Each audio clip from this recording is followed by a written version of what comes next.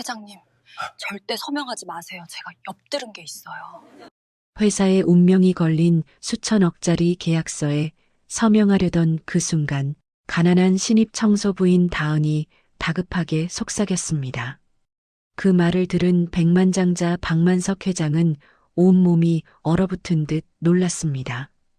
처음 보는 젊은 청소부의 눈빛이 너무나 간절해 보였어요. 그때 다은은 몰랐습니다. 자신의 이 행동이 자신의 인생과 박 회장의 인생 모두를 송두리째 뒤바꿀 줄은요.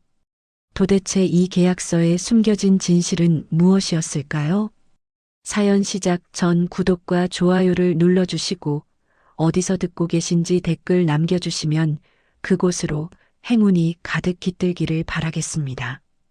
캄캄한 새벽 4시 50분, 대한민국 굴지의 해성그룹 본사 건물은 아직 잠들어 있었습니다. 그때 건물 뒤편 직원 출입구로 한 사람이 조용히 들어섰습니다. 후, 오늘도 힘내자, 김다은. 27살 다은은 스스로를 다독이며 볼을 톡톡 두드렸습니다. 새벽부터 오후까지는 해성그룹에서 청소 일을 하고 저녁에는 김밥집에서 밤 10시까지 마감 아르바이트를 하는 일정이 반복되고 있었어요. 잠깐 눈 붙이고 일어나니 또다시 새벽이 찾아왔습니다.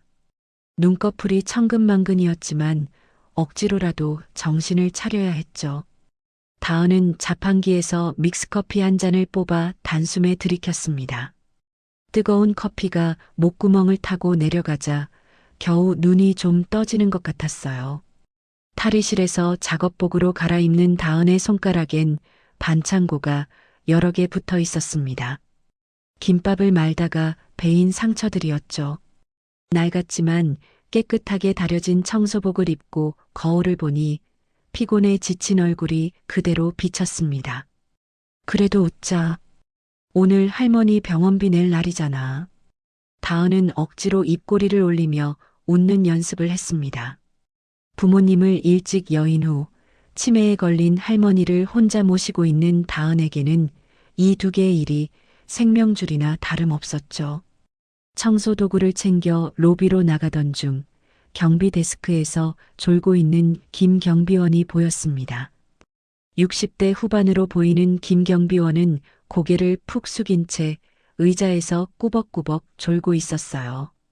다은은 발소리를 죽여 지나가려다가 잠시 멈췄습니다. 주머니를 뒤적이던 다은은 따뜻한 두유 하나를 꺼냈습니다. 출근길에 편의점에서 하나 사고 하나는 덤으로 받은 거였죠. 다은은 조용히 두유를 경비 데스크 위에 올려놓고 쪽지를 하나 남겼습니다. 김 선생님, 추운 새벽에 고생 많으세요. 따뜻한 거 드시고 힘내세요. 최상층 회장실로 향하는 엘리베이터 안에서 다은은 청소 순서를 머릿속으로 정리했습니다. 회장실은 항상 제일 먼저 청소해야 했죠. 임원들이 출근하기 전에 모든 걸 끝내야 했으니까요. 똑똑. 실례합니다. 청소 들어갑니다. 아무도 없을 거라 생각하며 습관적으로 인사를 하고 문을 연 다은은 깜짝 놀랐습니다. 넓고 호화로운 회장실 한쪽 소파에서 누군가 자고 있었거든요. 가까이 다가가 보니 박만석 회장이었습니다. 평소 직원들이 말릴 만큼 일을 놓지 않는 성격이었던 박 회장은 이른이 넘은 나이에도 불구하고 밤새 일하다 소파에서 쪽잠을 청한 모양이었어요. 회장의 품에는 서류 더미가 안겨 있었고 책상 위에는 먹다 만 샌드위치 조각과 차가워진 커피, 그리고 약봉지가 수북이 쌓여 있었습니다. 다은의 시선이 바닥으로 향했습니다. 회장이 자다가 발로 찬 듯 회색 체크무늬 담요가 구겨진 채 떨어져 있었죠. 회장실인데도 히터가 꺼져 있어 방 안은 차가웠습니다. 다은은 자신도 모르게 팔을 문지르며 중얼거렸어요. 춥다. 회장님 감기 걸리시겠네. 대한민국 최고 재벌의 방이라고는 믿기지 않을 정도로 쓸쓸한 분위기였습니다. 다은은 청소기를 돌리려다가 손을 멈췄어요. 소음 때문에 회장님이 깰까봐 걱정됐거든요. 대신 빗자루와 걸레를 들고 조용히 청소를 시작했습니다. 바닥을 닦던 다은은 떨어진 담요가 계속 신경 쓰였습니다. 잠시 망설이다가 담요를 집어들어 먼지를 탁탁 털었어요. 그리고는 정성스럽게 펴서 회장님의 어깨부터 발끝까지 꼼꼼하게 덮어드렸습니다. 탁자 위에 차가운 커피잔도 치웠습니다. 대신 자신의 보온병 뚜껑에 김이 모락모락 나는 둥글레차를 따랐어요. 할머니가 좋아하셔서 늘 들고 다니는 차였죠. 다은은 메모지를 찾아 정성스럽게 글씨를 썼습니다. 삐뚤빼뚤한 글씨였지만 진심이 담겨 있었어요. 회장님, 새벽 공기가 춥습니다. 식은 커피 드시면 배탈 나요. 따뜻한 차 드시고 힘내세요. 청소부 올림. 조용히 문을 닫고 나가는 다은의 뒤로 소파에 누워있던 만석의 눈꺼풀이 미세하게 떨렸습니다. 사실 그는 자고 있던 게 아니었어요. 너무 피곤해서 잠시 눈을 감고 있었을 뿐이었죠. 만석은 천천히 일어나 앉았습니다. 몸을 감싸고 있는 포근한 담요의 온기가 낯설었어요. 언제 마지막으로 누군가 이렇게 자신을 배려해줬던가요? 아내와 사별 후 자식들조차 돈만 바라보는 요즘, 얼굴도 모르는 청소부가 남긴 작은 배려가 그의 마음을 울렸습니다. 새로운 청소부인가? 만석은 떨리는 손으로 둥글레 차를 들어 한 모금 마셨습니다. 따뜻한 차가 목구멍을 타고 내려가자 차갑게 얼어붙었던 마음이 조금씩 녹아내리는 것 같았어요. 한편 복도로 나온 다은은 다음 청소구역으로 발걸음을 옮겼습니다. 오늘도 해야 할 일이 산더미였죠. 하지만 다은의 얼굴엔 작은 미소가 떠올라 있었어요. 누군가를 도울 수 있었다는 사실만으로도 마음이 따뜻해졌거든요. 다은은 청소 카트를 밀며 다음 사무실로 향했습니다. 아직 어두운 복도엔 다은의 발자국 소리만 조용히 울려 퍼졌죠. 그렇게 평범한 하루가 시작되는 줄만 알았습니다. 하지만 이 작은 배려가 앞으로 다은의 인생을 완전히 바꿔놓을 거라는 건 아무도 예상하지 못했어요. 다은은 청소 카트를 밀고 전무실로 향했습니다. 복도는 여전히 조용했고 창밖은 아직 어둑했죠. 실례합니다. 청소 들어갑니다. 전무실은 회장실과는 사뭇 다른 분위기였어요. 박철우 전무는 박만석 회장의 하나뿐인 조카였죠. 책상 위는 박 전무의 성격을 그대로 보여주듯 칼같이 정돈되어 있었습니다. 서류 한 장도 삐뚤어진 게 없었고 펜 하나도 제자리에 가지런히 놓여 있었죠. 다은은 먼지 하나 남기지 않으려고 꼼꼼하게 책상을 닦기 시작했습니다. 그런데 차갑기만 한 전무실에서 유일하게 따뜻한 느낌을 주는 것이 하나 있었어요. 바로 책상 한쪽에 놓인 액자 속 사진이었죠. 와, 정말 예쁘다. 다은은 나도 모르게 감탄했습니다. 사진 속에는 20살쯤 되어 보이는 젊은 여성이 환하게 웃고 있었어요. 전무의 딸이 분명했죠. 유학을 간다고 들었는데 아버지를 많이 닮은 예쁜 얼굴이었습니다. 유학 간 딸 보고 싶으시겠다. 다은은 액자를 조심스럽게 들어 올려 깨끗이 닦았습니다. 유리에 묻은 지문 하나까지 말끔히 지우고 제자리에 놓았어요. 누군가의 소중한 사람을 대하는 마음으로 정성을 다했죠.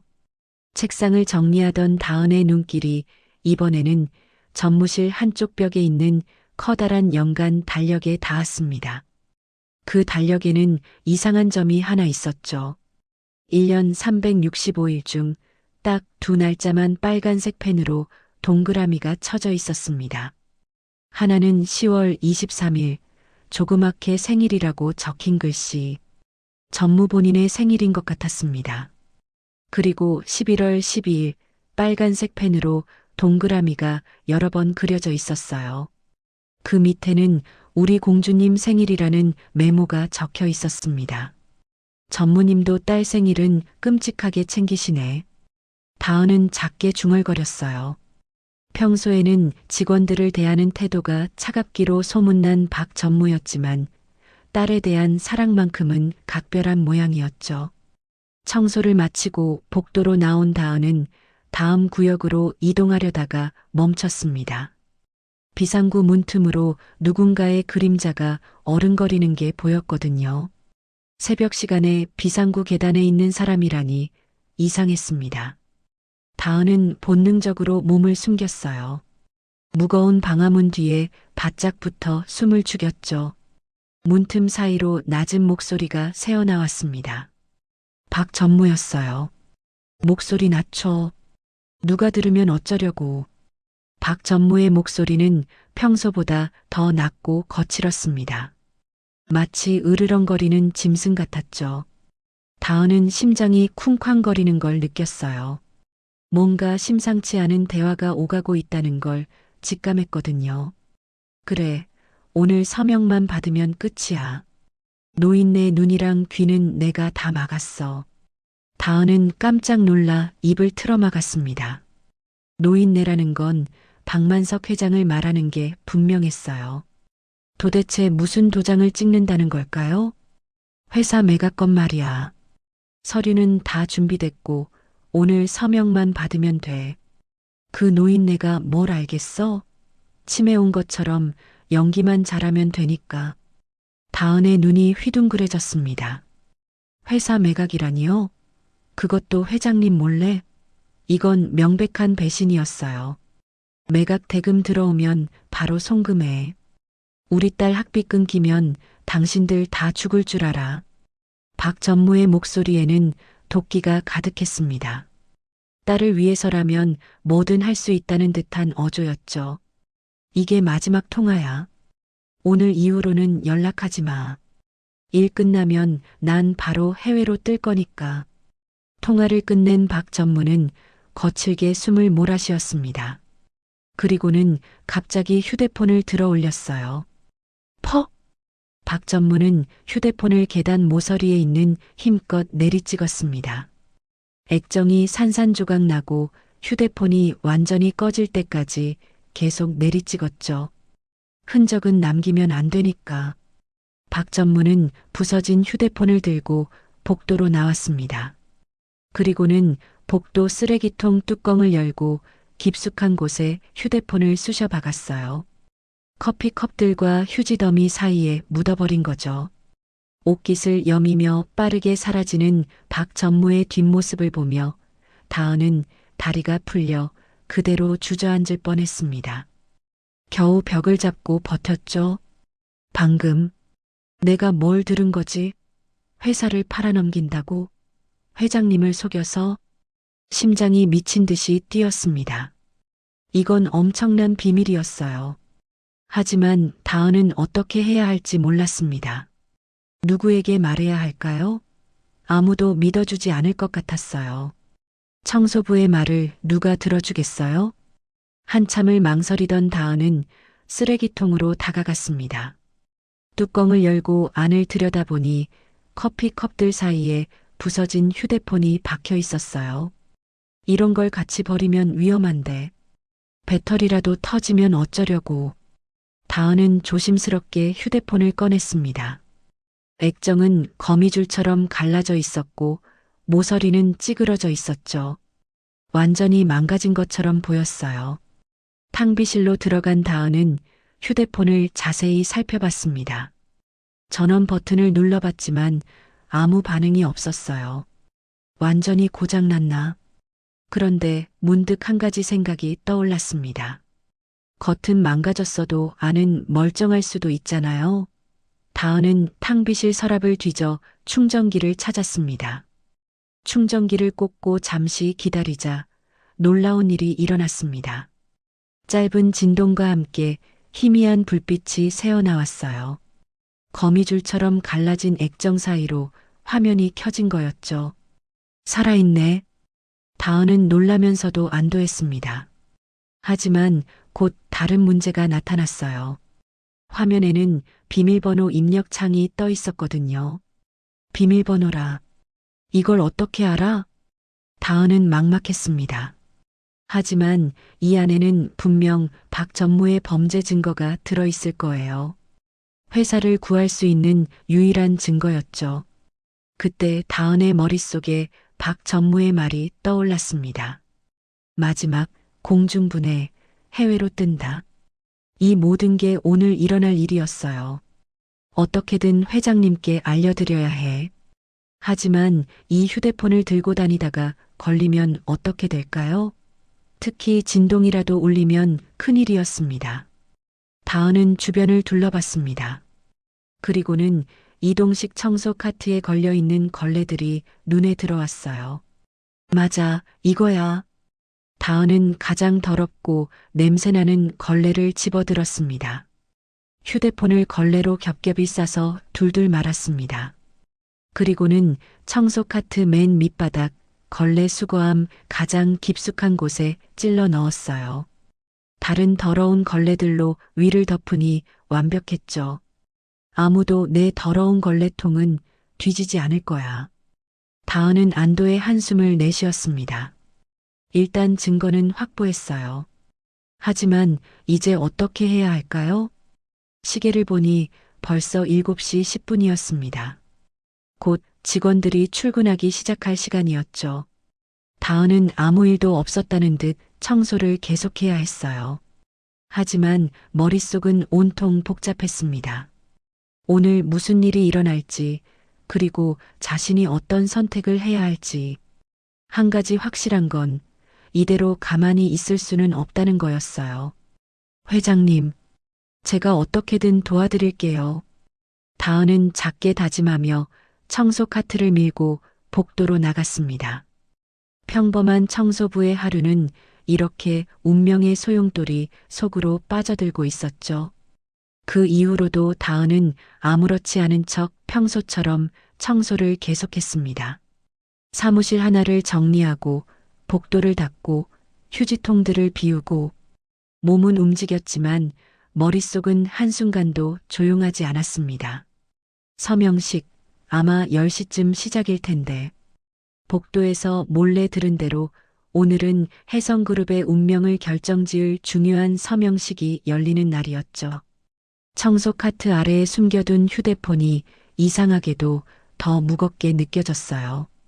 회장님을 직접 만나 진실을 전할 기회를 찾아야 했지만 청소부가 회장님을 따로 만날 길은 사실상 없었습니다. 복도 끝에서 행사팀 직원들이 분주하게 움직이는 모습이 보였습니다.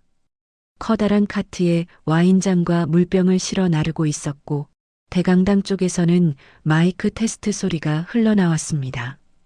오전 9시 50분. 다은은 청소 카트를 끌고 강당 근처까지 다가갔습니다. 문틈 사이로 기자들이 자리 잡는 모습, 빛나는 조명 장비들, 행사 담당자들이 뛰어다니는 모습이 보였죠. 드디어 시작이구나. 제발 기회가 와줘야 하는데.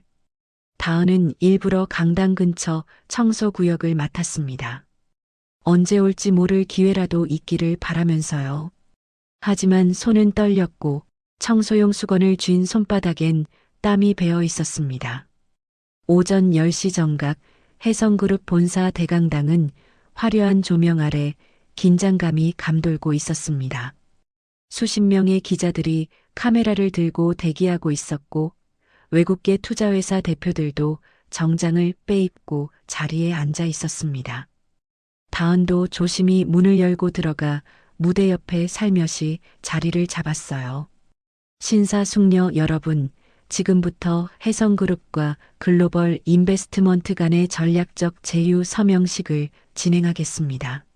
사회자의 목소리가 마이크를 통해 울려 퍼졌어요. 단상 위에는 만석이 위엄 있게 앉아 있었고 단상 뒤에는 박철우 전무가 서 있었습니다. 박 전무의 얼굴엔 감출 수 없는 흥분이 서려 있었죠. 오늘만 되면 모든 게 끝날 테니까요. 한편 무대 옆에서 다은과 함께 대기하던 20살 남짓한 아르바이트생이 은쟁반을 들고 긴장한 표정으로 서 있었습니다. 쟁반 위에는 서명 식후 건배를 위한 고급 와인 2잔이 놓여 있었죠. 붉은색 와인이 수정잔 속에서 루비처럼 빛나고 있었어요. 자, 이제 들어가세요. 행사 담당자의 신호에 아르바이트생은 조심스럽게 발걸음을 옮겼습니다. 수많은 시선이 단상으로 집중되는 가운데 그는 떨리는 손으로 쟁반을 꼭 잡고 테이블로 다가갔어요. 바로 그때였습니다. 찰칵, 찰칵. 수십 대의 카메라 플래시가 일제히 터졌어요. 갑작스러운 섬광에 아르바이트생은 순간 눈이 부셔 움찔했습니다. 그리고 다음 발걸음을 내딛는 순간, 바닥에 대충 테이핑된 굵은 마이크 선에 발이 걸렸습니다. 중심을 잃은 아르바이트생의 몸이 앞으로 쏠렸고 쟁반도 함께 기울어졌어요. 2잔의 붉은 와인이 공중에서 호를 그리며 쏟아졌습니다. 그 와인은 하필이면 만석의 회색 정장 바지와 구두 위로 고스란히 떨어졌어요. 하얀 테이블보에도 붉은 얼룩이 번졌고 고급 카페까지 와인으로 물들었습니다. 어머, 세상에. 장례는 순식간에 아수라장이 되었습니다. 기자들은 더 자극적인 사진을 찍으려고 셔터를 눌러댔고 외국인 투자자들은 당황한 표정으로 수군거렸죠. 박전무의 얼굴이 벌겋게 달아올랐습니다. 완벽해야 할 서명식이 엉망이 되어버린 거예요. 뭐 하는 거야? 당장 치워. 박전무가 고함을 지르려는 순간 행사 담당자가 재빨리 손짓을 했습니다. 무대 옆에서 대기하던 다은이 마른 수건과 양동이를 들고 뛰어 올라왔어요. 아르바이트생은 자신이 저지른 실수에 얼굴이 하얗게 질려 있었습니다. 깨진 와인잔 조각들과 붉은 얼룩을 보며 어쩔 줄 몰라 했죠. 죄송합니다. 제가. 다은은 당황한 아르바이트생에게 다가가 어깨를 가볍게 토닥였습니다. 그리고 따뜻하고 침착한 목소리로 말했어요. 괜찮아요. 실수는 누구나 해요. 제가 할게요. 유리 조각 때문에 위험하니까 뒤로 물러나 있어요. 다은의 차분한 목소리에 아르바이트생은 겨우 정신을 차렸습니다. 고개를 숙인 채 무대 뒤로 물러났죠. 다은은 즉시 만석 앞으로 다가가 무릎을 꿇었습니다. 실례하겠습니다, 회장님. 다은은 바닥을 닦기 전에 먼저 만석의 젖은 바짓단과 구두를 닦기 시작했어요. 회장의 품위를 지켜드리는 게 우선이라고 생각했거든요. 마른 수건으로 와인을 꼼꼼히 닦아내며 최대한 얼룩을 지우려 애썼습니다. 만석은 처음엔 당황스러웠지만 자신의 발치에서 정성스럽게 일하는 다은을 보며 묘한 기분이 들었어요. 어디선가 본 듯한 느낌이었죠. 그러다 문득 깨달았습니다.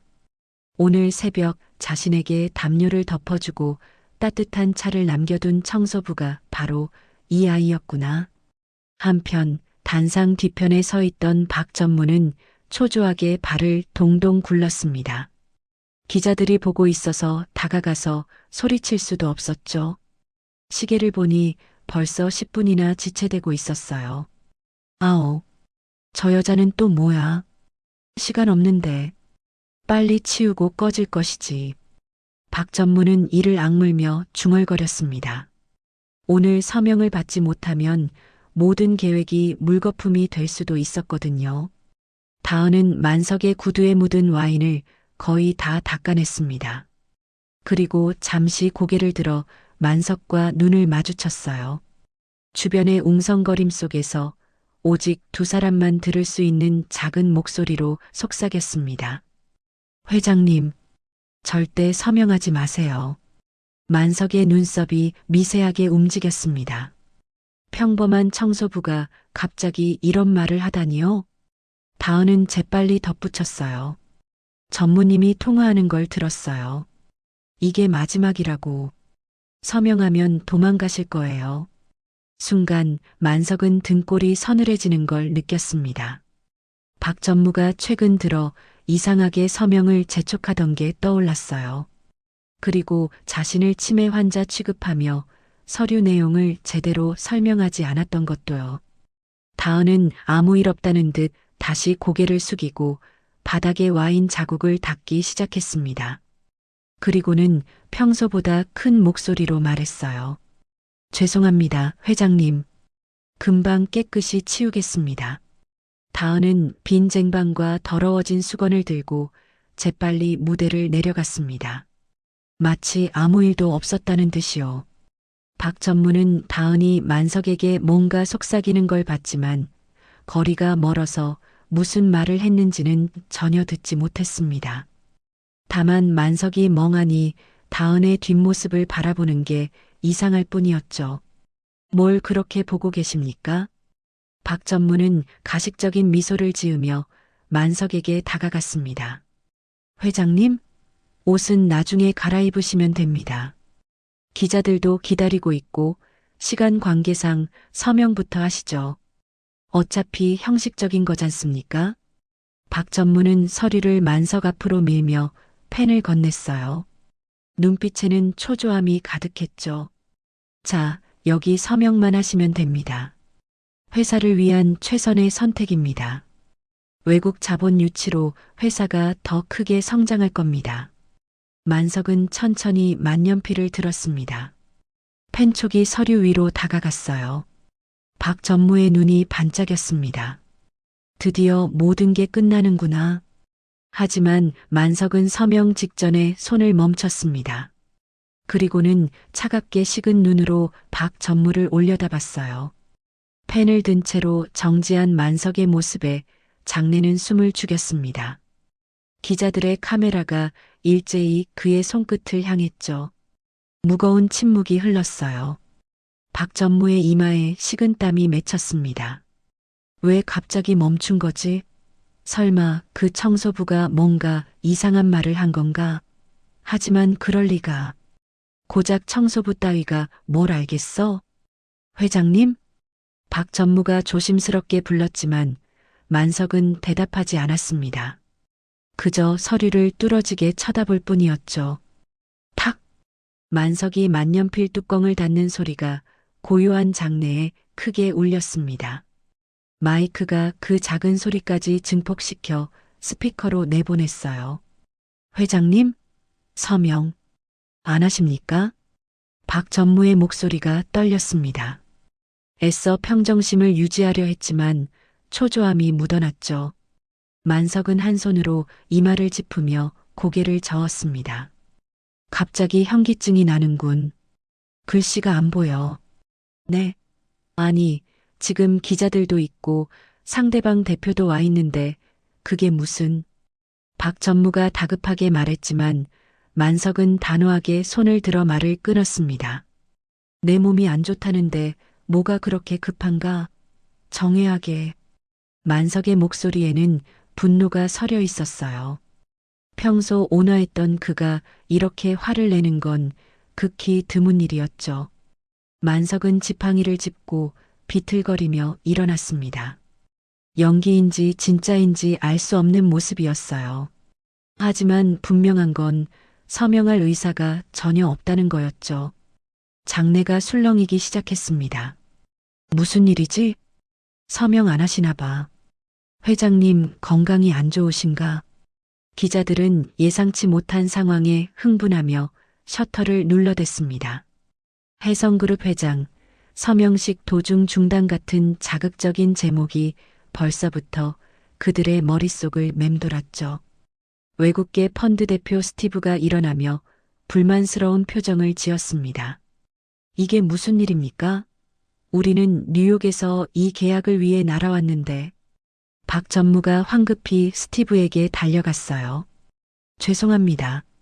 회장님이 갑자기 몸이 안 좋으셔서 잠시만 기다려주시면. 하지만 만석은 이미 경호원들의 부축을 받으며 강당을 빠져나가고 있었습니다.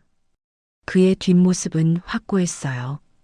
오늘은 절대 서명하지 않겠다는 의지가 보였죠. 무대 한쪽에서 이 광경을 지켜보던 다은은 안도의 한숨을 내쉬었습니다. 일단 서명은 막았어요. 하지만 이게 끝이 아니라는 걸 알고 있었죠. 박 전무가 가만히 있을 리 없으니까요. 다은은 청소 카트를 밀고 천천히 강당을 빠져나갔습니다. 카트 밑바닥 깊숙한 곳에 숨겨둔 휴대폰의 무게가 천근처럼 느껴졌어요. 하지만 후회는 없었습니다. 다은은 옳은 일을 했다고 믿었으니까요. 이제 남은 건 이 위험한 증거를 어떻게 지켜낼 것인가 하는 문제였죠. 한편 박 전무는 당황해서 어쩔 줄 몰랐습니다. 완벽하게 준비한 계획이 와인 한 잔 때문에 엉망이 되다니요. 아니, 정말 와인 때문일까요? VIP 대기실로 향하는 복도에서 박 전무는 스티브와 다른 투자자들에게 연신 고개를 숙였습니다. 정말 죄송합니다. 회장님이 연세가 있으셔서 요즘 기억력도 좀 오락가락하시고 치매 기운이 있으셔서 박 전무는 일부러 치매라는 단어를 강조했어요. 나중에 법적 문제가 생기면 이용할 수 있을 거라 생각했거든요. 내일 다시 자리를 만들겠습니다. 제가 책임지고 서명 받아내겠습니다. 투자자들은 불쾌한 표정으로 고개를 저었습니다. 미스터 박, 우리가 얼마나 바쁜지 알잖습니까? 내일까지만 기다립니다. 만약 또 이런 일이 스티브는 말끝을 흐렸지만 그 의미는 분명했어요. 계약이 파기될 거라는 협박이었죠. 투자자들이 떠나고 홀로 남은 박 전무는 복도에 놓인 화분을 발로 걷어찼습니다. 젠장! 화분이 쓰러지며 흙이 쏟아졌어요. 박 전무의 분노가 얼마나 큰지 보여주는 장면이었죠. 그는 주먹을 불끈 쥐며 생각에 잠겼습니다. 분명 들어오기 전까지는 회장이 멀쩡했어요. 서명할 준비도 되어 있었고요. 그런데 갑자기 왜 마음을 바꾼 걸까요? 와인 쏟은 것 때문에? 아니야, 그 정도로 화낼 사람이 아니야. 박 전무의 머릿속에 한 장면이 스쳐 지나갔습니다. 바닥에 무릎 꿇고 있던 청소부. 회장의 구두를 닦으며 뭔가 속삭이던 모습. 설마 그 청소부가? 박 전무는 청소부의 얼굴을 떠올려 봤어요. 평범하고 어린 얼굴이었죠. 그런데 왜 그렇게 열심히 회장의 구두를 닦았을까요? 그리고 무슨 말을 했기에 회장이 갑자기 태도를 바꾼 걸까요? 그때 박 전무의 가슴이 철렁했습니다. 혹시 오늘 아침 비상구에서 박 전무는 서둘러 비상구로 향했습니다. 아침에 휴대폰을 버렸던 그곳이었죠. 복도 쓰레기통 앞에서 멈춘 그는 뚜껑을 열어젖혔어요. 커피컵들, 휴지 뭉치들. 하지만 가장 중요한 건 없었습니다. 깨진 휴대폰이 사라진 거예요. 아, 이것 봐라. 박 전무는 허탈하게 웃었습니다. 누군가 가져간 게 분명했어요. 청소부들이 쓰레기를 치웠을 수도 있지만 그의 직감은 다른 걸 가리키고 있었죠. 박 전무는 즉시 휴대폰을 꺼내 보안팀장에게 전화를 걸었습니다. 나야. 보안팀장. 네, 전무님. 아까 행사장에서 청소하던 여자 있었지? 와인 닦던 애 말이야. 네, 기억합니다.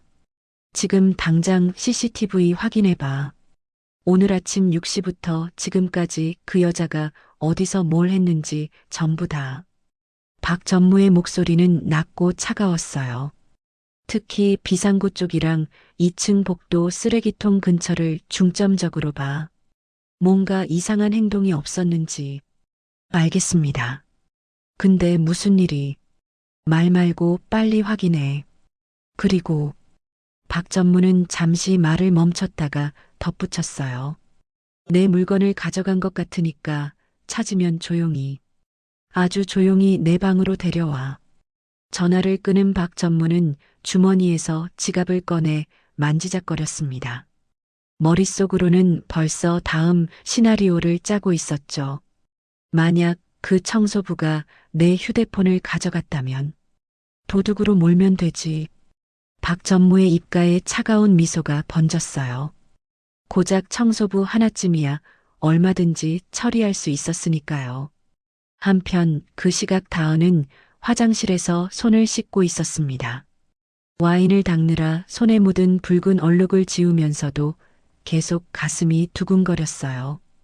회장님이 내 말을 믿어주신 걸까? 서명을 안 하신 걸 보니 다은은 거울에 비친 자신의 모습을 봤습니다. 평범한 청소부의 모습이었죠.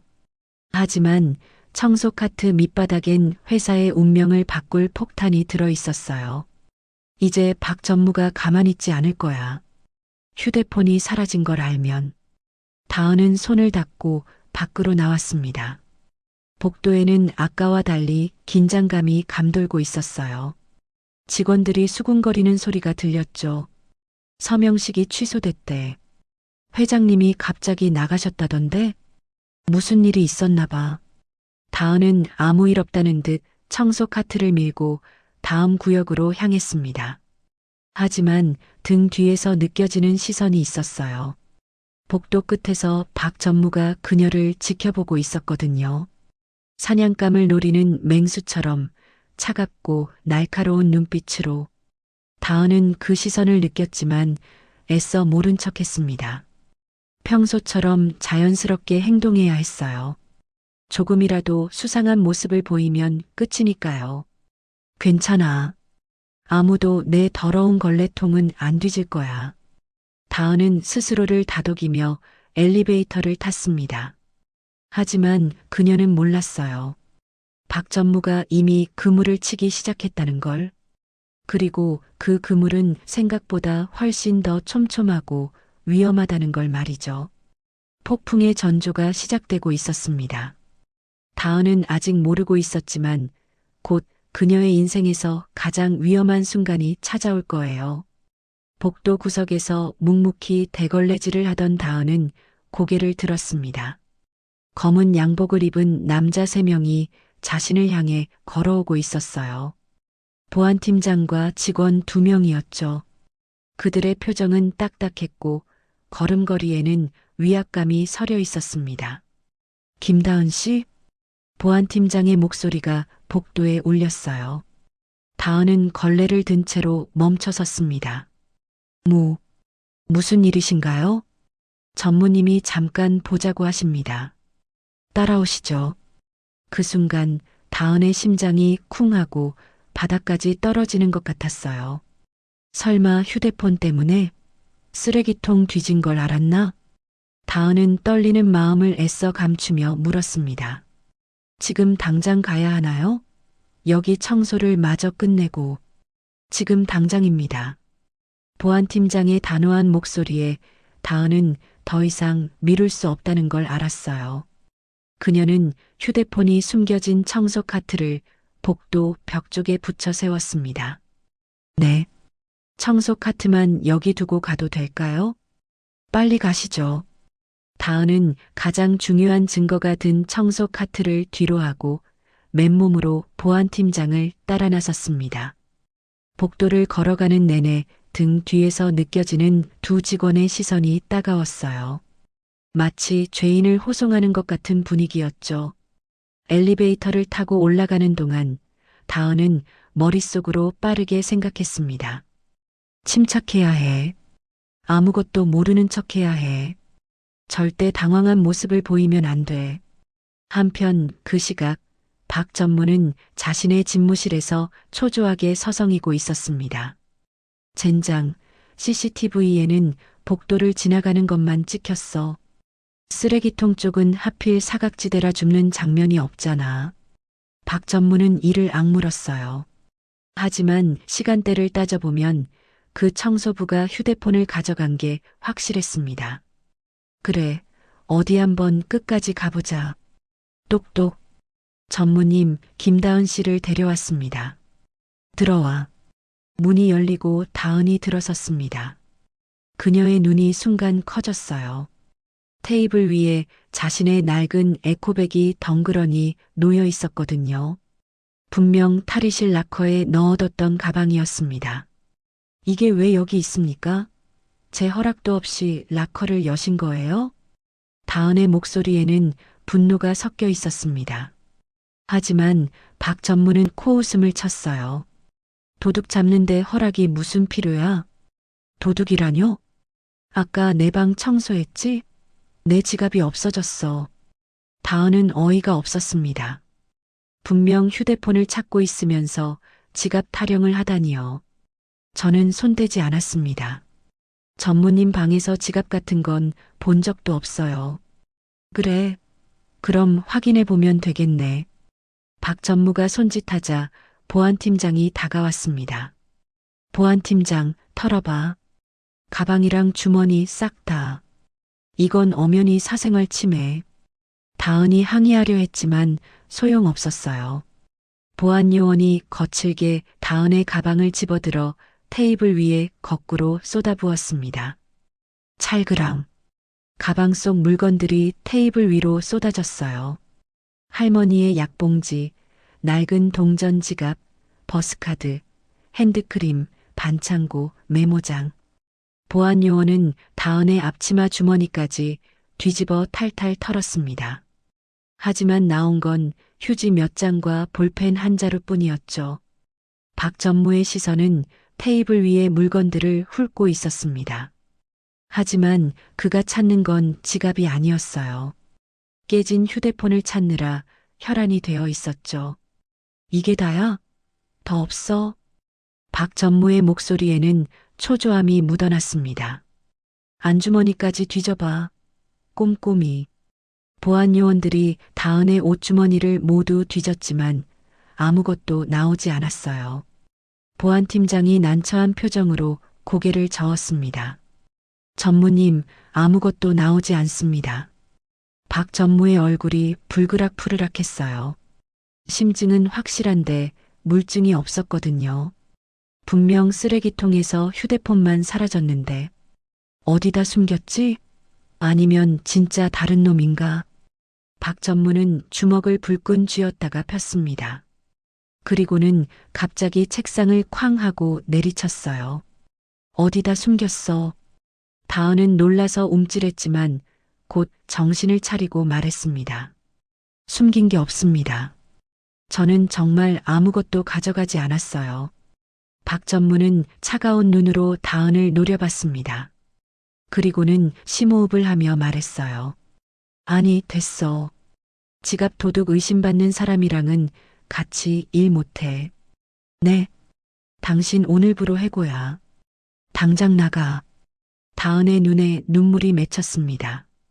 억울함과 분노가 한꺼번에 밀려왔어요. 증거도 없이 남의 가방까지 뒤져놓고 이러시는 게 어디 있습니까? 이건 부당해고예요. 시끄러워. 박 전무가 소리를 질렀습니다.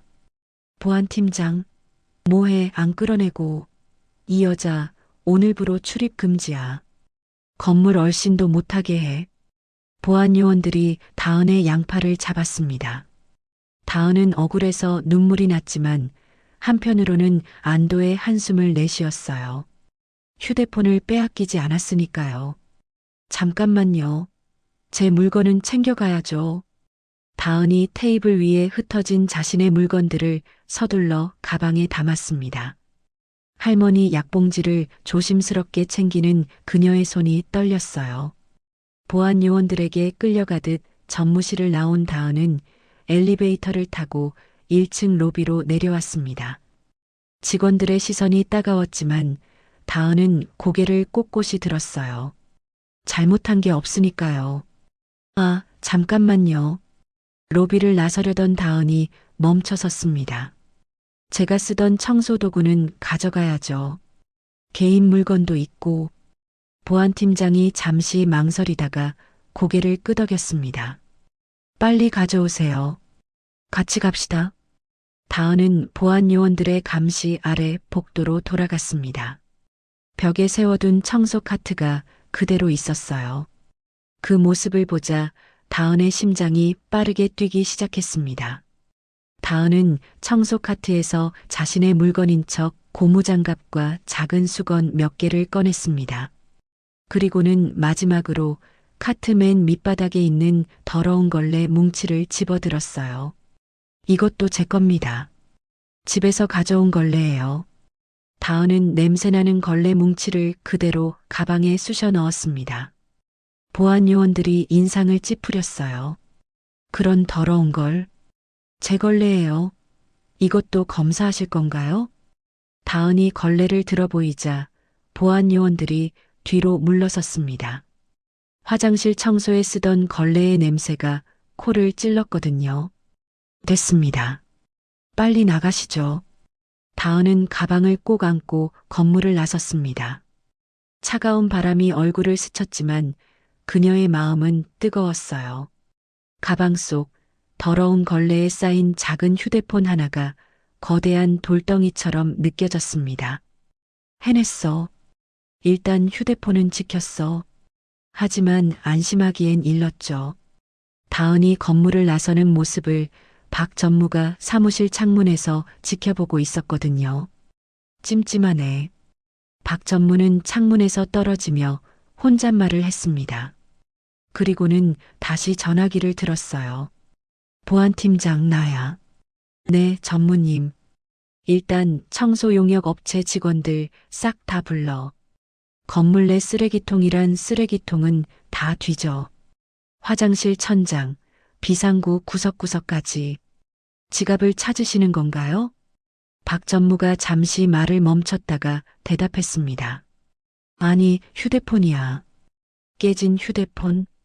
반드시 찾아야 해. 휴대폰이요? 알겠습니다. 보안팀장은 고개를 갸웃거렸지만 전무의 명령에 따르기로 했어요. 전화를 끊은 박 전무는 다시 인터폰을 눌렀습니다. 비서실 나야. 방금 나간 청소부 있지? 김다은이라고. 네, 전무님. 그 여자 신상 정보 다 조사해. 가족관계, 주소, 빚 모든 거 파헤쳐. 오늘 안으로. 박 전무의 눈이 차갑게 빛났습니다. 물증은 없어도 그의 직감은 확실했어요. 그 청소부가 뭔가 알고 있다는 것을. 도망칠 곳은 없어. 반드시 찾아낼 거야. 한편 회사를 나온 다은은 근처 공원 벤치에 주저앉았습니다. 이제야 실감이 났어요. 하루아침에 직장을 잃었다는 게. 할머니 병원비는 어떻게 하지? 다은은 한숨을 내쉬었습니다. 오전 청소 일을 잃었으니 이제 저녁 김밥집 아르바이트 하나로는 생활이 불가능했어요. 하지만 포기할 수는 없었습니다. 다은은 가방에서 조심스럽게 걸레 뭉치를 꺼냈어요. 그리고 살짝 벌려서 안을 확인했습니다. 깨진 액정 사이로 희미한 불빛이 새어나오고 있었죠. 이걸로 회장님을 도울 수 있다면. 다은은 다시 걸레로 휴대폰을 꼼꼼히 싸서 가방 깊숙이 넣었습니다. 그리고는 자리에서 일어났어요. 일단 집에 가서 안전한 곳에 숨겨둬야겠다. 그리고는 버스 정류장으로 향했어요. 떨리는 마음이었지만 김밥집 아르바이트는 가야 했으니까요. 아르바이트를 마친 다은은 밤 11시가 넘어서야 집에 도착했습니다. 오래되고 낡은 다세대 주택 1층이었어요. 페인트가 벗겨진 철문을 조용히 열고 들어서자 작은 안방에서 할머니의 고른 숨소리가 들려왔습니다. 다은은 신발을 벗으며 안방문을 살짝 열어봤어요. 얇은 이불을 덮고 곤히 잠든 할머니의 모습이 보였습니다. 주름진 손이 이불 밖으로 나와 있었죠. 다은은 조심스럽게 다가가 할머니의 손을 이불 안으로 넣어드렸습니다. 할머니, 저 왔어요. 다은이 작게 속삭였지만 할머니는 깨지 않았어요. 치매약을 드시면 잠이 깊어지시거든요. 다은은 거실로 나와 작은 식탁 옆에 앉았습니다. 형광등 불빛 아래서 가방을 열었어요. 더러운 걸레 뭉치를 조심스럽게 꺼내자 화장실 냄새가 코를 찔렀습니다. 하지만 다은은 개의치 않았어요. 걸레를 한 겹씩 벗겨내자 거미줄처럼 금이 간 휴대폰이 모습을 드러냈습니다. 차가운 기계 덩어리를 손에 쥐고 있자니 온갖 생각이 머릿속을 스쳤습니다. 이것 때문에 직장을 잃었어. 도둑 취급까지 받았고, 다은은 휴대폰을 탁자 위에 내려놨습니다. 깨진 액정이 형광등 불빛을 받아 이상하게 반짝였어요. 경찰서에 가져갈까? 아니야, 비밀번호도 모르는데. 오히려 내가 훔친 거라고 할지도 몰라. 다은은 고개를 저었습니다. 증거도 없이 대기업 전무를 고발한다는 게 얼마나 무모한 일인지 잘 알고 있었어요. 그럼 그냥 한강에 던져버릴까? 그러면 이 모든 게 끝나는 건데. 하지만 그 순간 새벽 회장실에서 봤던 박만석 회장의 모습이 떠올랐습니다. 서류 더미를 안고 소파에서 쪽잠을 자던 외로운 뒷모습, 식어빠린 커피와 수북한 약봉지들, 바닥에 떨어진 담요. 회장님은 어쩌지? 전무님이 회사를 망치는 걸 그냥 두고 볼 순 없어. 다은은 휴대폰을 다시 집어들었습니다. 이번엔 더 꽉 쥐었어요. 손바닥에 땀이 배어났습니다. 일단 가지고 있자. 회장님을 도울 방법이 분명 있을 거야. 다은은 자리에서 일어나 안방으로 들어갔습니다. 할머니가 주무시는 침대 옆 오래된 장롱 앞에 섰어요. 삐걱거리는 소리가 나지 않도록 조심스럽게 장롱 문을 열었습니다. 제일 아래 칸 깊숙한 곳에 낡은 나무 상자가 하나 있었어요. 할머니가 시집올 때 가져왔다는 예단함이었습니다. 어릴 적 할머니가 이 상자를 열어 금반지 하나를 꺼내 보여주시던 기억이 났어요. 다은아, 이건 할머니 엄마가 주신 거란다. 우리 집안의 가장 소중한 보물이지. 다은은 그 예단함을 조심스럽게 꺼냈습니다. 먼지를 털고 뚜껑을 여니 금반지 하나와 낡은 사진 몇 장이 들어 있었어요. 다은은 휴대폰을 부드러운 손수건으로 한 번 더 감싼 뒤 예단함 구석에 조심스럽게 넣었습니다. 다은은 예단함을 다시 장롱 깊숙한 곳에 넣고 문을 닫았습니다. 그리고는 침대 옆에 앉아 잠든 할머니의 얼굴을 바라봤어요. 할머니, 걱정 마세요. 제가 잘할게요. 다음 날 저녁 5시 반. 다은은 행복 김밥 앞치마를 두르고 주방에 서 있었습니다. 오전 청소일을 잃었지만 저녁 김밥집 아르바이트는 계속해야 했어요. 생활비라도 벌어야 했으니까요. 다은아, 참치 김밥 2줄 포장.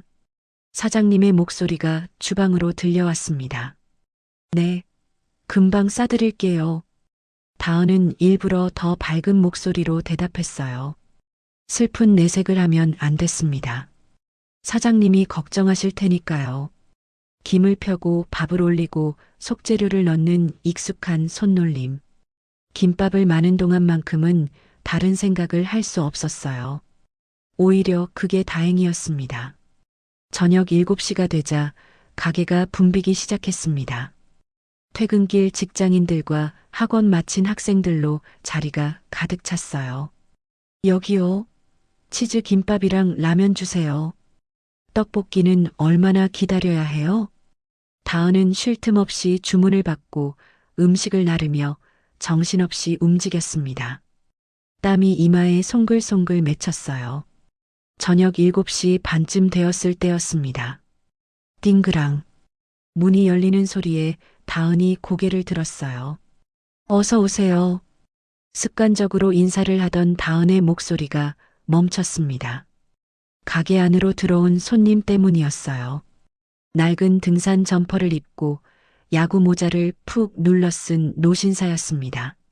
언뜻 보면 평범한 할아버지 같았지만 다은은 그 걸음걸이를 알아봤어요. 등을 곧게 펴고 걷는 자세, 지팡이를 짚는 품격 있는 손놀림. 회장님? 다은은 깜짝 놀라 물컵을 떨어뜨릴 뻔했습니다. 회장님이 왜 여기에? 그것도 이런 초라한 차림으로? 만석은 다은과 눈이 마주치자 검지를 입술에 갖다 댔습니다. 쉬타는 제스처였어요. 그리고는 가게 구석, 사람들 눈에 잘 띄지 않는 테이블로 조용히 걸어가 앉았습니다. 다은은 당황한 마음을 진정시키려 애썼어요.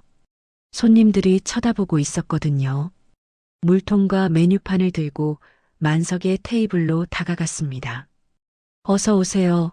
주문 도와드릴. 물컵을 놓으려던 다은의 손이 미세하게 떨렸습니다. 만석은 모자를 살짝 올려 다은을 똑바로 쳐다봤어요. 주름진 얼굴이지만 눈빛만은 형광등 아래서도 또렷했습니다. 여기서 제일 싼 김밥 한 줄 주게. 만석의 목소리는 낮고 차분했어요. 마치 정말 김밥을 먹으러 온 손님처럼 자연스러웠습니다. 다은은 주위를 힐끗 살폈습니다. 다행히 다른 손님들은 자기 음식 먹느라 정신이 없었어요. 다은은 떨리는 목소리로 대답했습니다. 네, 알겠습니다. 김밥 한 줄 나갑니다. 다은은 주방으로 돌아가 김밥을 말기 시작했습니다. 하지만 손이 제대로 움직이지 않았어요. 머릿속이 복잡했습니다. 회장님이 어떻게 여길 찾아오셨지? 날 만나러 온 건가? 아니면 우연히? 김밥을 다 말고 예쁘게 썰어 접시에 담았습니다.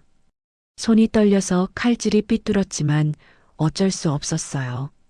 다은은 김밥을 들고 박 회장의 테이블로 갔습니다. 김밥 나왔습니다. 고맙네. 만석은 김밥을 받아들고 젓가락을 집었습니다. 하지만 먹지는 않았어요. 그저 김밥을 바라보고만 있었습니다. 다은은 다시 주방으로 돌아갔지만 마음이 계속 신경 쓰였습니다. 손님들 주문을 받고 음식을 나르면서도 자꾸만 회장님 쪽을 쳐다보게 됐어요. 시간이 흘러 저녁 8시가 되자 손님들이 하나둘 빠져나가기 시작했습니다. 가게 안이 조금씩 한산해졌어요. 만석은 여전히 구석자리에 앉아 있었습니다. 김밥은 한 입도 먹지 않은 채 그대로였어요. 다은은 사장님을 돌아봤습니다. 사장님은 설거지를 하느라 뒤편에 계셨어요. 사장님, 잠깐 화장실 다녀올게요. 그래, 다녀와. 다은은 앞치마를 벗어 걸고 만석의 테이블로 다가갔습니다. 주위를 살피고 조심스럽게 의자를 빼앉았어요. 회장님, 다은이 작은 목소리로 불렀습니다. 만석은 모자를 벗어 무릎에 올려놓았습니다. 흰머리가 드러났지만 표정은 온화했어요. 해고당했다지? 미안하네. 나 때문에. 만석의 목소리에는 진심 어린 미안함이 담겨 있었습니다. 아닙니다. 제가 주제넘게 나서서. 다은은 고개를 저었어요. 하지만 눈시울이 붉어졌습니다. 그동안 참았던 감정이 북받쳐 올랐거든요.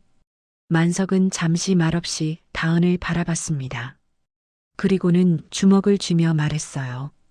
묻고 싶은 게 있어서 왔네. 어제 행사장에서 내게 한 말일세. 정말 철우 통화를 들은 건가? 확실한가? 만석의 눈빛이 진지해졌습니다. 다은은 잠시 망설였어요. 하지만 이미 돌이킬 수 없다는 걸 알고 있었습니다. 다은은 주위를 다시 한번 살폈습니다.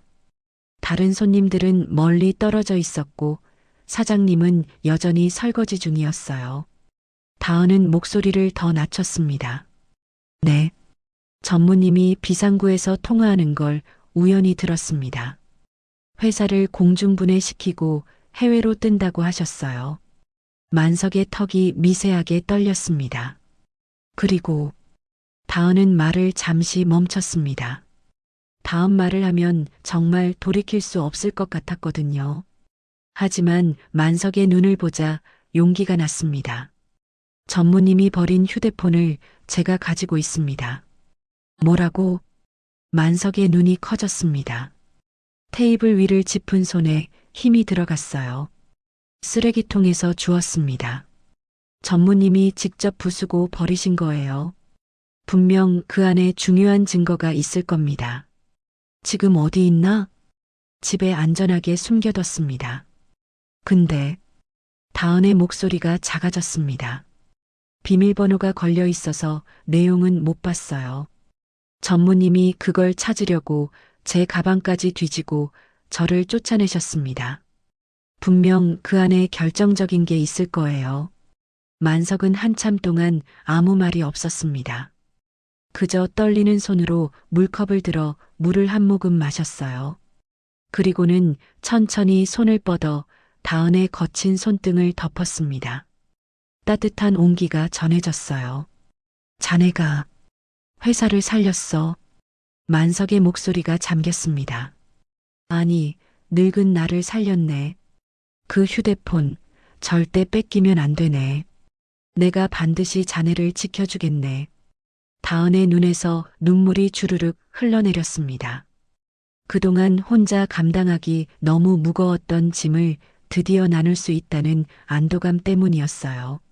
내일까지 내가 방법을 찾아보겠네. 그 휴대폰 절대 다른 사람한테 보여주면 안 되네.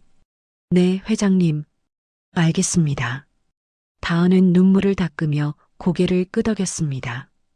만석은 자리에서 일어나며 모자를 다시 눌렀었어요.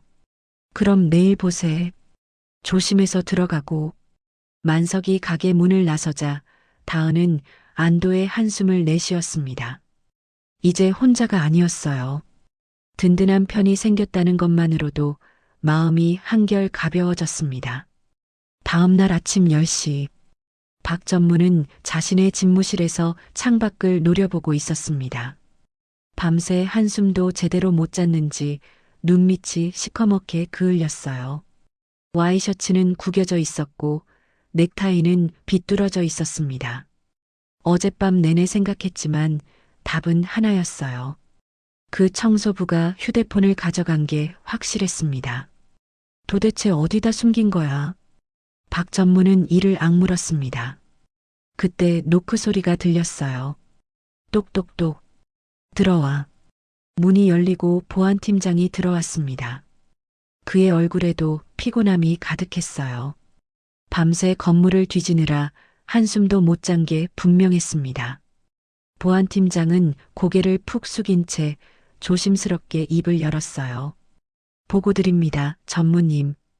어제 저녁부터 오늘 새벽까지 청소 용역 업체 직원들을 전부 불러서 쓰레기 집화장부터 본관 화장실 천장, 휴게실 사물함 뒤, 비상구 구석구석까지 샅샅이 다 뒤졌습니다만 박 전무가 천천히 고개를 돌려 보안팀장을 쳐다봤습니다.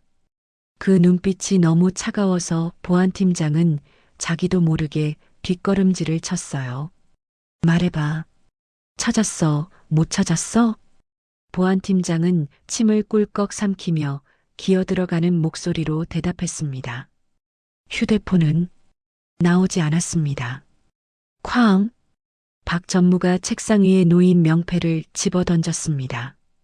금속 명패가 벽에 부딪히며 요란한 소리를 냈어요. 산산조각이 나서 바닥에 떨어졌습니다. 보안팀장이 움찔하며 몸을 움츠렸어요. 없다고? 이 건물 안구석구석을 다 뒤졌는데 없다고? 박 전무는 거칠게 넥타이를 풀어헤치며 자리에서 벌떡 일어났습니다. 그럼 답은 하나지. 그 여자가 가져간 거야. 내가 지갑 도둑으로 몰았을 때 그 여자 눈빛. 분명 뭔가 숨기고 있었어. 박 전무는 주먹으로 책상을 내리쳤습니다. 책상 위에 서류들이 와르르 쏟아졌어요. 분명 어딘가에 숨겨서 나간 게 확실해. 박 전무는 인터폰 버튼을 거칠게 눌렀습니다. 비서실, 당장 들어와. 잠시 후 비서가 황급히 문을 열고 들어왔습니다. 손에는 누런 대봉투를 들고 있었어요. 전무님 부르셨습니까? 어제 시킨 뒷조사 제대로 했겠지? 비서는 대봉투를 조심스럽게 책상 위에 올려놓았습니다. 네, 전무님. 김다은에 대해 조사한 내용 전부 여기 있습니다. 박 전무는 봉투를 낚아채듯 집어들었어요. 거칠게 봉투를 뜯어 안에 있던 서류들을 쏟아냈습니다. 가족관계 증명서가 제일 먼저 보였어요.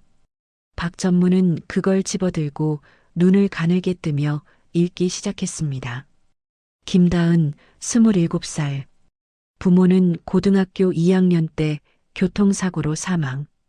그 후 할머니 손에서 자람. 박전무의 입꼬리가 비틀어졌습니다. 다음 서류는 기초생활수급자 증명서였어요. 기초생활수급자라. 돈이 없구만. 그 밑에는 병원 진단서가 있었습니다. 박전무는 그걸 집어들고 천천히 읽었어요. 할머니, 치매로 현재 요양 중. 박전무의 눈빛이 번뜩였습니다. 그리고 제일 밑에 있던 사진 한 장을 집어들었어요. 휠체어에 앉은 할머니의 모습이었습니다. 허리가 굽고 머리가 하얗게 센 할머니가 카메라를 보며 어리둥절한 표정을 짓고 있었어요. 박전무는 그 사진을 책상 위에 탁 하고 내려놓았습니다. 그리고는 손가락으로 할머니의 얼굴을 톡톡 치며 비릿한 미소를 지었어요. 치매 노인이라. 판단력도 없겠네. 비서가 조심스럽게 말을 이었습니다. 할머니 병원비를 대느라 사채까지 쓴 적이 있다고 합니다. 현재도 매달 병원비 때문에 쪼들리고 있고요. 조사 결과 할머니는 김다은의 유일한 혈육입니다. 박전무의 미소가 더 짙어졌습니다. 유일한 혈육. 그럼 목숨보다 아끼겠네.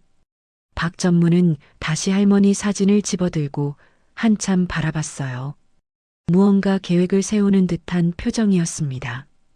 보호자는 일용직 청소부고 치매 노인은 판단력이 없고 강제 입원시키기 딱 좋은 조건이네. 비서와 보안팀장의 얼굴이 굳었습니다. 설마 하는 불길한 예감이 들었거든요. 박전무는 전화기를 집어들었습니다. 당장 사설 요양원 업체 중에 입 무거운 곳 알아봐. 그리고 앰뷸런스 한 대 준비하고 덩치 좋은 직원들로. 전무님 그건. 보안팀장이 말을 꺼내려 했지만 박 전무가 손으로 막았습니다. 입 다물고 시키는 대로만 해. 오늘 안으로 처리해. 네, 알겠습니다. 보안팀장은 깍듯하게 대답했죠. 같은 시각 다은의 집은 평화로운 아침이었습니다. 다은은 고무장갑을 끼고 부엌에서 설거지를 하고 있었어요. 할머니가 아침으로 드신 죽그릇을 정성스럽게 씻고 있었죠. 달그락, 달그락. 그릇 부딪히는 소리가 좁은 집안에 울려 퍼졌어요. 안방에서는 할머니가 텔레비전을 보고 계셨습니다. 아침 드라마가 나오고 있었죠. 할머니는 화면을 보며 어린아이처럼 웃거나 화를 내셨어요. 어머, 저 사람 나빠라.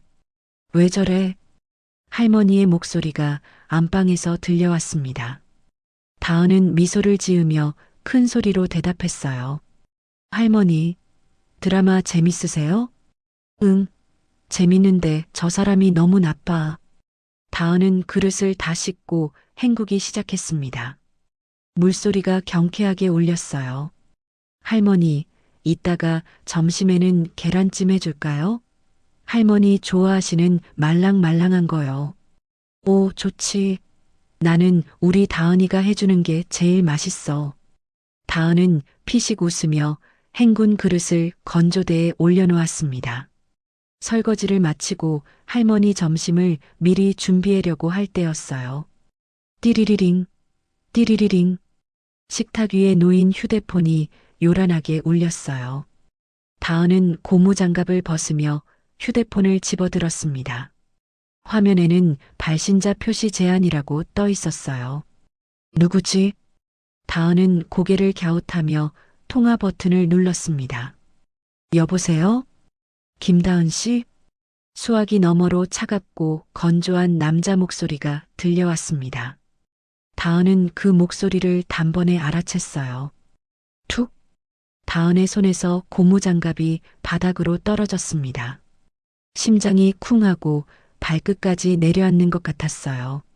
나야, 박전무. 다은의 온몸이 얼어붙었습니다. 손이 부들부들 떨렸어요. 전무님이 어떻게 제 번호를. 직원 신상 터는 건 일도 아니지. 박 전무의 목소리는 여유로웠습니다. 마치 쥐를 가지고 노는 고양이 같았어요. 본론만 말할게. 내 휴대폰 가지고 있지? 다은은 대답하지 못했습니다.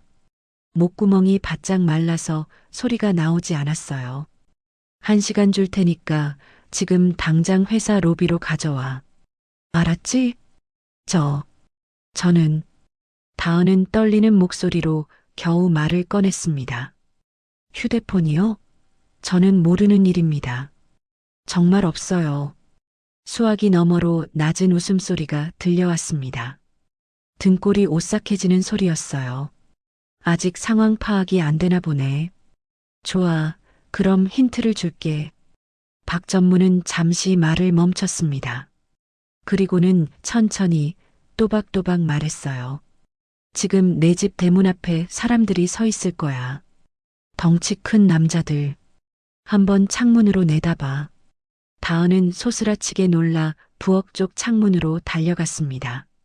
뿌연 유리창 너머로 검은색 승합차가 한 대 서 있는 게 보였어요. 차 옆에는 정말로 덩치 큰 남자 2명이 서 있었습니다. 다은의 얼굴에서 핏기가 쫙 빠졌습니다. 보이지? 사설 요양원 직원들이야. 요양원이요? 그래. 보호자가 능력이 없어서 치매 노인을 제대로 돌보지 못하고 방치한다고 신고가 들어왔거든. 다은의 눈이 커졌습니다. 온몸에서 식은땀이 흘러내렸어요. 그게 무슨 아주 멀고 시설 열악한 곳으로 모셔드릴 생각이야. 거기 한번 들어가면 죽을 때까지 못 나와. 면회도 안 되고. 이건 명백한 협박이었습니다. 아니, 협박을 넘어선 납치 예고였어요. 다은의 눈앞이 하얘졌습니다. 할머니가 낯선 남자들에게 끌려가는 상상이 머릿속을 가득 채웠어요. 휠체어에 앉은 할머니가 울부짖으며 다은을 찾는 모습, 차가운 요양원 방에 홀로 누워 계신 할머니의 모습. 안 돼요. 다은이 비명처럼 소리쳤습니다. 하지 마세요. 할머니는 아무 잘못도 없어요. 제발 할머니만은 건드리지 마세요. 그럼 좋은 말 할 때 가져와. 휴대폰? 박 전무의 목소리는 여전히 차갑고 건조했습니다. 다은은 울음을 참으며 떨리는 목소리로 물었어요. 도대체 그 휴대폰에 뭐가 들어있길래 이렇게까지 하시는 거예요? 남들이 알면 안 되는 범죄 증거라도 들어있나요? 수화기 너머로 잠시 침묵이 흘렀습니다. 다은은 그 침묵에서 확신을 얻었어요. 역시 그 안에 결정적인 증거가 들어있는 게 분명했습니다. 곧 박 전무의 목소리가 낮게 깔렸습니다. 마치 으르렁거리는 짐승 같았어요. 닥치고 가져와. 그 안에 든 게 세상에 나오면 내 할머니뿐만 아니라 너도 쥐도 새도 모르게 사라질 수 있어. 다은의 등골에 오한이 흘렀습니다. 마지막이야. 선택해. 휴대폰이야, 할머니야? 다은은 더 이상 버틸 수가 없었습니다. 안방에서 드라마를 보며 웃고 계신 할머니 생각에 가슴이 찢어질 것 같았어요. 갈게요. 다은이 울먹이며 소리쳤습니다. 지금 당장 갈게요. 그러니까 제발 할머니만은 건드리지 마세요. 그래, 잘 생각했어. 1시간 안에 안 오면 어떻게 되는지 알지? 툭! 전화가 끊어졌습니다. 다은은 휴대폰을 쥔 채 그 자리에 주저앉았습니다. 온몸에 힘이 하나도 없었어요. 손이 너무 떨려서 휴대폰을 떨어뜨릴 뻔했습니다. 어떡하지? 어떻게? 이성적인 판단이 불가능했습니다. 머릿속이 새하얗게 비었어요. 지금 당장 휴대폰을 주지 않으면 할머니와 영영 헤어질지도 몰랐습니다. 다은은 벌떡 일어나 안방으로 달려갔습니다. 장롱문을 열고 제일 아래 칸에 있는 예단함을 꺼냈어요. 손이 너무 떨려서 뚜껑을 2번이나 놓쳤습니다. 예단함을 열자 손수건에 쌓인 휴대폰이 보였습니다. 다은은 그걸 꺼내 움켜쥐었어요. 안방 문을 닫으며 할머니에게 소리쳤습니다. 할머니, 제가 잠깐 나갔다 올게요. 문 절대 열어주면 안 돼요. 누가 와도 절대 문 열어주지 마세요. 다은아, 어디가? 나 무서운데. 할머니의 불안한 목소리가 들렸지만 다은은 대답할 수 없었습니다. 신발도 제대로 신지 못한 채 현관문을 열고 뛰쳐나갔어요. 좁은 골목길을 미친 듯이 달렸습니다. 숨이 턱 끝까지 차올랐어요. 가슴이 터질 것 같았지만 멈출 수 없었습니다. 빨리 가야 해. 할머니를. 그때였습니다. 기익. 골목 어귀에서 검은색 대형 세단 한 대가 다은의 앞을 가로막으며 급정거했습니다. 다은은 깜짝 놀라 뒷걸음질을 쳤어요. 박 전무가 보낸 사람들인 줄 알았거든요. 공포에 질린 다은은 휴대폰을 등 뒤로 숨겼습니다. 그때 뒷좌석 문이 벌컥 열렸습니다. 지팡이를 짚은 노신사가 급하게 차에서 내렸어요. 박만석 회장이었습니다. 다은 씨, 만석의 목소리를 듣는 순간 다은의 다리에서 힘이 쭉 빠졌습니다. 그 자리에 주저앉으며 오열하기 시작했어요. 회장님, 흑흑, 죄송해요. 죄송합니다. 만석이 다급하게 다은에게 다가왔습니다. 무슨 일인가? 왜 이렇게 울고 있나? 전무님이 사람들을 보냈대요. 지금 당장 휴대폰 안 가져가면 할머니를 요양원에 가둬버린대요. 다은은 울면서 말을 이었습니다. 빨리 가야 해요. 안 그러면 할머니가. 만석은 공포에 떠는 다은을 따뜻하게 감싸 안았습니다. 마치 손녀를 안아주듯 부드럽게요.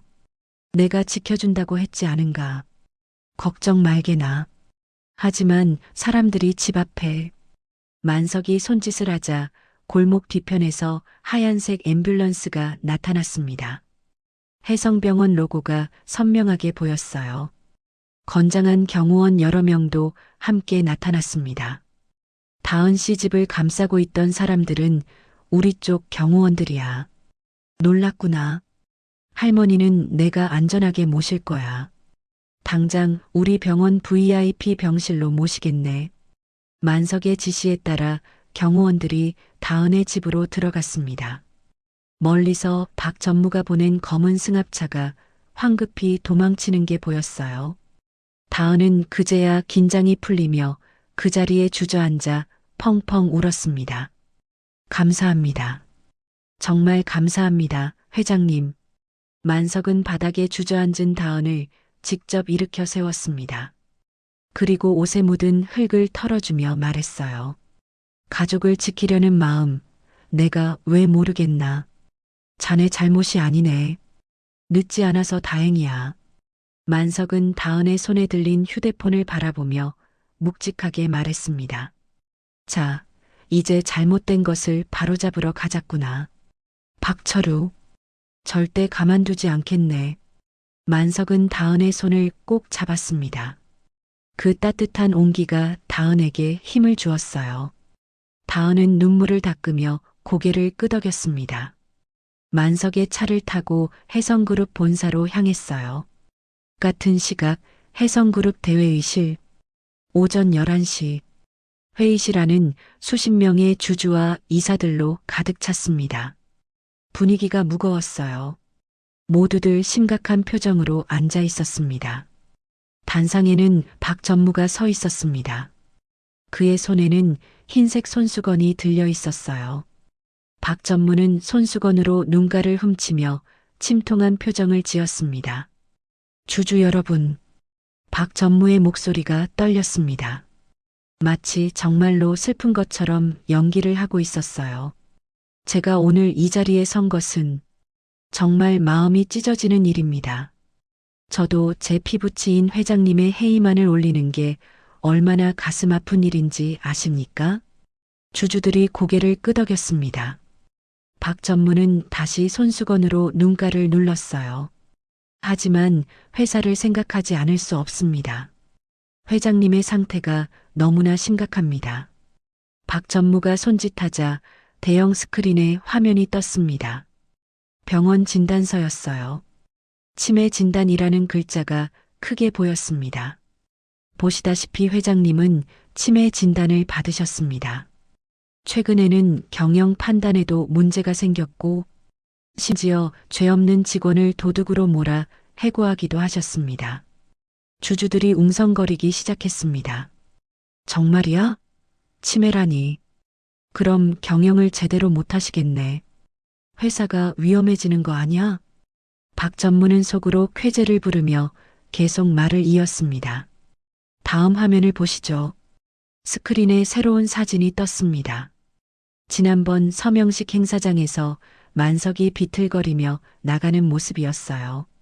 각도를 교묘하게 잡아서 마치 정말 쓰러질 것처럼 보였습니다.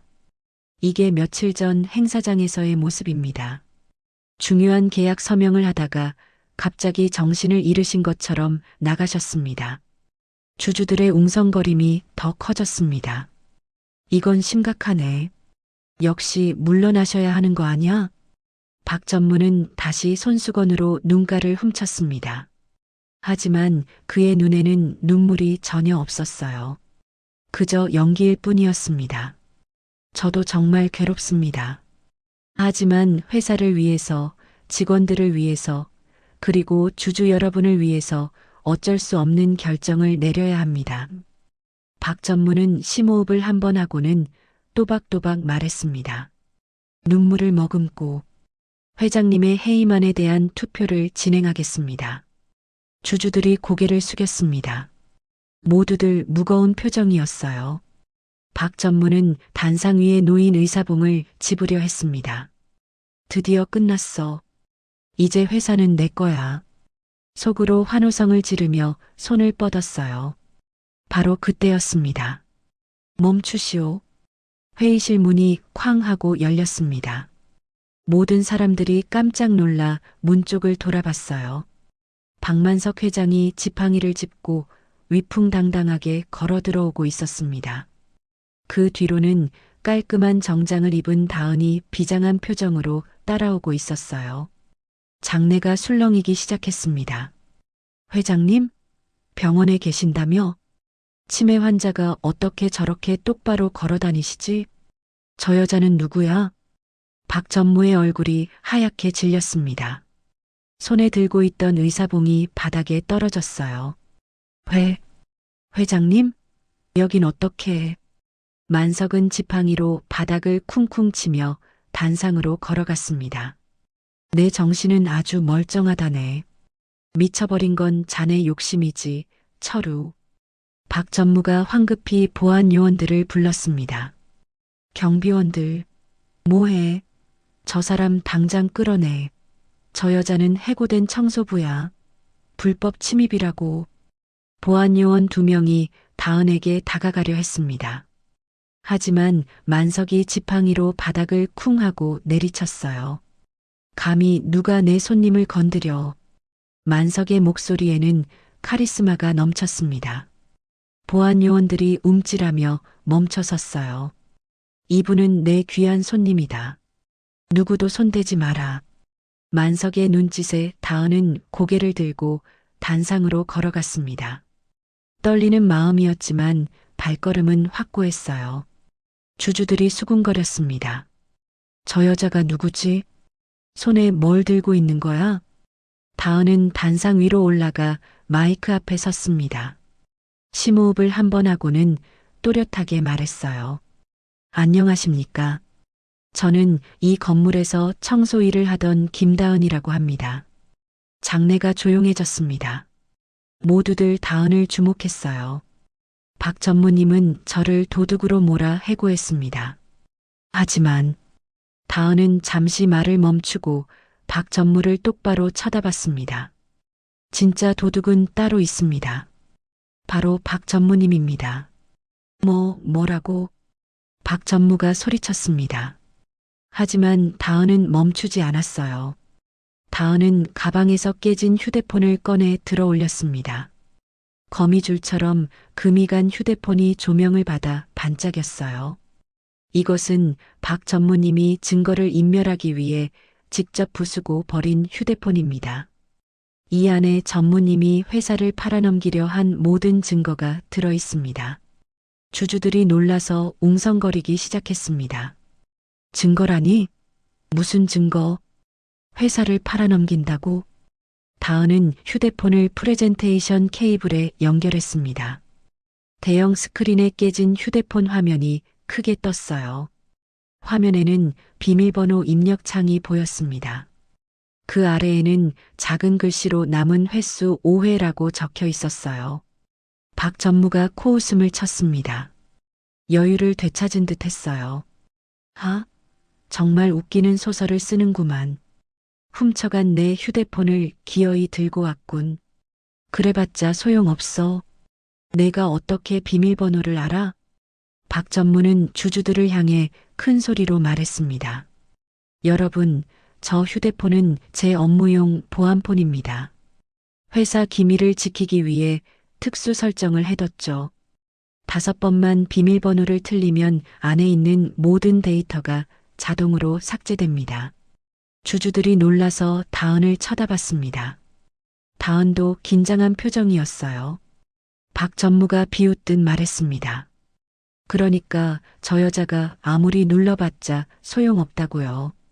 5번 틀리면 모든 증거가 사라져요. 어디 한번 해봐. 장내가 숨을 죽였습니다.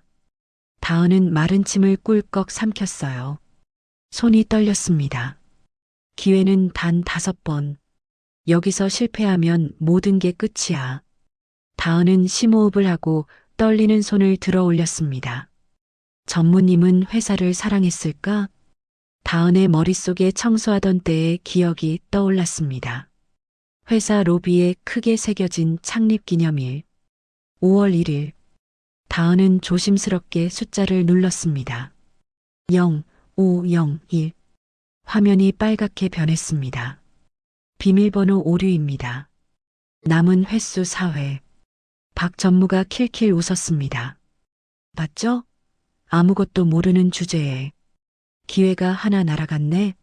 그냥 포기하고 내려와. 다은의 손이 더 심하게 떨렸습니다. 등 뒤에서 만석이 다은의 어깨를 가볍게 잡아줬어요. 괜찮네. 자네를 믿네. 다은은 다시 생각에 잠겼습니다. 회사 창립일이 아니라면 본인 생일? 전무실 벽에 걸려있던 커다란 연간 달력이 떠올랐습니다. 넓은 달력에 1년 중 딱 2날짜에만 빨간색 동그라미가 쳐져 있었어요. 하나는 10월 23일. 생일이라고 작게 적혀 있었죠. 다은은 조심스럽게 숫자를 눌렀습니다. 1023. 화면이 또다시 빨갛게 변했습니다. 비밀번호 오류입니다. 남은 횟수 3회. 박 전무가 손뼉을 치며 웃었습니다. 꺼봐. 청소부 주제에 뭘 알겠어? 이제 3번밖에 남지 않았는데? 박 전무는 보안 요원들을 향해 손짓했습니다. 저 여자 당장 끌어내. 보안 요원 2명이 다시 다가왔습니다. 하지만 만석이 앞을 막아섰어요. 아직 기회가 3번이나 남았다네. 끝까지 지켜보게. 다은은 눈을 감았습니다. 온 신경을 집중했어요. 전무님이 정말로 사랑한 건 뭐였을까? 그때 다은의 머릿속에 한 장면이 선명하게 떠올랐습니다. 차가운 전무실, 먼지 하나 없이 깨끗한 책상. 하지만 유일하게 따뜻한 느낌을 주던 것이 하나 있었어요. 책상 위에 액자, 환하게 웃고 있는 젊은 여성의 사진, 그리고 벽걸이 달력에 빨간 펜으로 별표까지 그려져 있던 그 날짜. 11월 12일. 우리 공주님 생일. 다은은 천천히 눈을 떴습니다. 이번에는 확신이 있었어요. 다은이 마이크를 잡고 낮은 목소리로 말했습니다. 전무님은 회사를 사랑하지 않으셨죠. 본인 자신도 사랑하지 않으셨고요. 박 전무의 표정이 미세하게 변했습니다. 당신이 유일하게 사랑한 건 오직 따님뿐이었습니다. 박 전무의 얼굴이 굳었습니다. 뭐라고? 다은은 확신에 찬 손가락으로 숫자를 눌렀습니다. 1112. 잠시 침묵이 흘렀습니다. 찰칵. 잠금 해제되었습니다. 띠링. 경쾌한 소리와 함께 홈 화면이 열렸습니다. 스크린에 휴대폰 바탕화면이 크게 떴어요. 장내에서 탄성이 터져 나왔습니다. 와, 열렸어. 대단한데? 박전무의 얼굴이 새하얗게 질렸습니다. 백지장처럼 핏기가 하나도 없었어요. 아, 안 돼. 꺼. 당장 끄지 못해. 박전무가 단상으로 뛰어오려 했습니다. 하지만 경호원들이 재빨리 그를 막았어요. 다은은 멈추지 않았습니다. 홈 화면에서 통화 녹음 앱을 찾아 눌렀어요. 화면에 녹음 파일 목록이 떴습니다. 다은은 가장 최근 파일을 눌렀습니다. 재생 시작. 스피커에서 목소리가 흘러나왔습니다. 회사 매각건 말이야. 서류는 다 준비됐고 오늘 서명만 받으면 돼. 그 노인네가 뭘 알겠어? 치매 온 것처럼 연기만 잘하면 되니까. 박전무의 목소리였습니다. 너무나 선명하게 들렸어요. 회장 치매로 만들어서 경영권 빼앗는 거야. 법적으로 문제없게 서류는 다 준비됐어. 그래, 치매 진단서는 가짜야. 그거 들키면 끝이라고. 장내가 술렁이기 시작했습니다. 저게 무슨 소리야? 치매 진단서가 가짜라고? 녹음은 계속 이어졌습니다. 매각 대금 들어오면 바로 송금해. 우리 딸 학비 끊기면 당신들 다 죽을 줄 알아. 일 끝나면 난 바로 해외로 뜰 거니까. 주주들이 자리에서 벌떡 일어났습니다. 이게 무슨 일이야? 회사를 팔아먹으려 했다고? 배신자 아냐? 박전무는 바닥에 주저앉았습니다. 다리에 힘이 하나도 없었어요. 내 딸 생일을. 박전무는 망연자실한 표정으로 중얼거렸습니다. 만석이 천천히 박전무에게 다가갔습니다. 지팡이로 바닥을 쿵쿵 치는 소리만 회의실에 울렸어요. 철우. 만석의 목소리는 차갑고 무거웠습니다. 자네는 내 조카였네. 내가 믿고 회사를 맡겼던 사람이었어. 그런데 이렇게 날 배신하다니. 박전무는 고개를 들지 못했습니다. 온몸이 떨리고 있었어요. 만석은 마이크를 잡고 주주들을 향해 말했습니다. 주주 여러분, 보셨다시피 제 정신은 멀쩡합니다. 치매 진단서는 조작된 것이었습니다. 모든 것은 박전무의 계획이었어요. 주주들이 고개를 끄덕였습니다. 만석은 다은을 바라보며 따뜻하게 미소 지었습니다. 그리고 이 모든 진실을 밝혀낸 사람은 바로 이 용감한 청년입니다. 김다은 씨입니다. 만석이 박수를 치기 시작했습니다. 곧 주주들도 하나둘 박수를 치기 시작했어요. 짝짝짝짝. 박수 소리가 회의실을 가득 채웠습니다. 다은의 눈에서 눈물이 주르륵 흘러내렸습니다. 투명인간 취급받던 청소부가 회사의 영웅이 되는 순간이었어요. 다은은 눈물을 닦으며 주위를 둘러봤습니다. 자신을 바라보는 수많은 시선들. 하지만 이번엔 무시하는 눈빛이 아니었어요. 존경과 감사의 눈빛이었습니다. 그때 단상 한쪽에서는 다른 광경이 펼쳐지고 있었습니다. 박전무가 바닥에 주저앉아 있었어요. 경호원들이 그의 양팔을 붙잡고 있었지만 박전무는 이미 저항할 힘도 없어 보였습니다. 박수 소리가 잦아들자 장내가 다시 웅성거리기 시작했습니다. 한 주주가 벌떡 일어나 소리쳤어요. 이게 무슨 소리예요? 회사를 팔아넘기려 했다니. 다른 주주도 자리에서 일어났습니다. 배임이에요. 횡령이고 당장 경찰에 신고해야 합니다. 끌어내요. 당장 끌어내라고요. 주주들의 분노가 폭발했습니다. 신뢰했던 전무가 회사를 배신했다는 사실에 모두가 충격을 받았어요. 박전무는 사색이 된 얼굴로 비틀거리며 일어섰습니다. 그리고는 단상 위 마이크를 붙잡았어요. 아, 아닙니다. 박 전무의 목소리가 떨렸습니다. 이건 조작이에요. 저 여자가 앙심을 품고 녹음을 조작한 겁니다. 박 전무는 다은을 가리키며 소리쳤어요. 다 모함입니다. 여러분, 믿으시면 안 됩니다. 저는 회사를 위해서. 하지만 아무도 그의 말을 믿지 않았습니다. 녹음 파일에 담긴 목소리는 너무나 선명했고 내용은 너무나 구체적이었거든요. 만석이 지팡이를 들어 바닥을 쿵 하고 내리쳤습니다. 증거가 이렇게 명백한데 어디서 혓바닥을 놀리나? 만석의 목소리는 우렁찼습니다. 70이 넘은 나이지만 카리스마는 여전했어요. 경호팀, 만석이 손짓하자 건장한 경호원 4명이 단상으로 올라왔습니다. 당장 저 사람을 끌어내. 그리고 경찰에 인계해. 네, 회장님. 경호원들이 박 전무의 양팔을 꺾어 제압했습니다. 박 전무가 발버둥을 쳤어요. 나, 이거 안 나? 내가 누군지 알아? 나는 이 회사 전무야. 전무라고. 하지만 경호원들은 꿈쩍도 하지 않았습니다. 오히려 더 단단히 붙잡았어요. 만석은 비서실장을 향해 차갑게 말했습니다.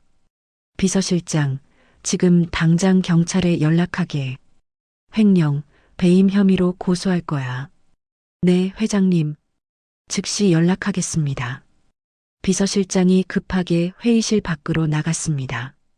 그리고 협박 혐의도 추가하게. 김다은 씨의 할머니를 협박한 것까지 전부 다. 알겠습니다. 만석은 다시 박 전무를 돌아봤습니다. 이 녹음 파일도 증거로 제출할 거야. 더 이상 변명은 소용없네. 박 전무는 경호원들에게 질질 끌려가고 있었습니다. 그때 박 전무가 다은을 돌아보며 소리쳤어요. 너, 내가 감히. 박 전무의 눈에는 광기가 서려 있었습니다. 내가 감히 내 앞길을 막아? 내 딸 유학비가 얼만지 알아? 박 전무의 목소리가 점점 커졌습니다. 이게 다 내 딸을 위해서였어. 내 딸 행복하게 해주려고 한 건데 뭐가 잘못된 거야? 장내가 조용해졌습니다. 모두가 박 전무를 바라봤어요. 다은은 피하지 않고 박 전무를 똑바로 쳐다봤습니다. 그리고는 차분하지만 단호한 목소리로 말했어요. 전무님. 다은의 목소리가 회의실에 울렸습니다. 전무님 따님도 아빠가 훔친 돈으로 공부하고 싶진 않을 거예요. 박 전무의 몸이 굳었습니다. 따님은 정직한 아버지를 원하셨을 거예요. 비록 가난해도 떳떳한 아버지를요. 다은은 잠시 말을 멈췄습니다. 그리고는 조용히 덧붙였어요. 그게 전무님이 따님에게 주는 마지막 생일 선물인가요? 범죄자 아버지라는 멍해요?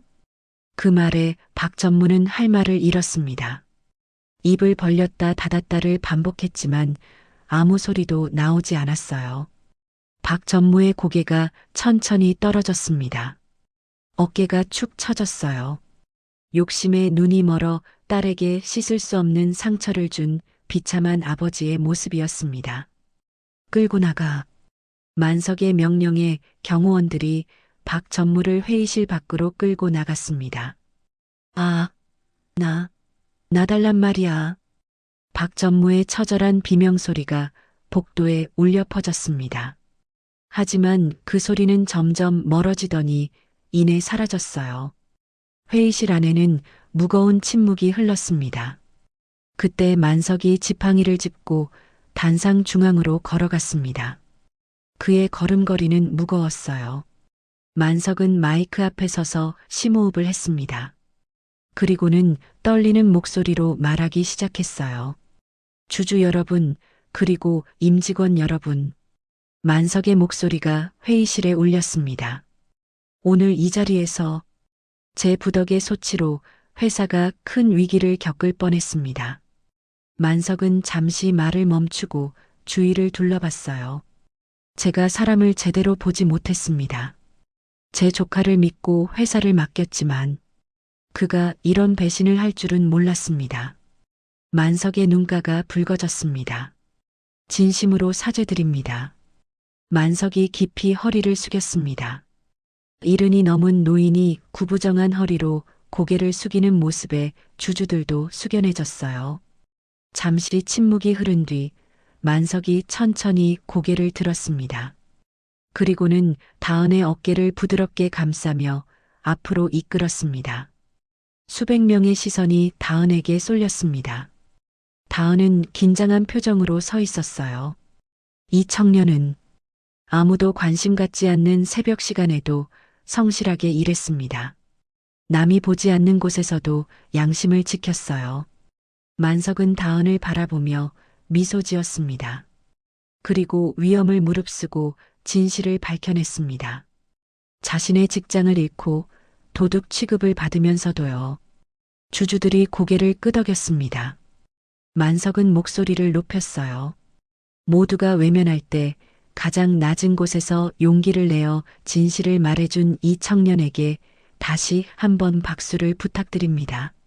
만석이 먼저 박수를 쳤습니다.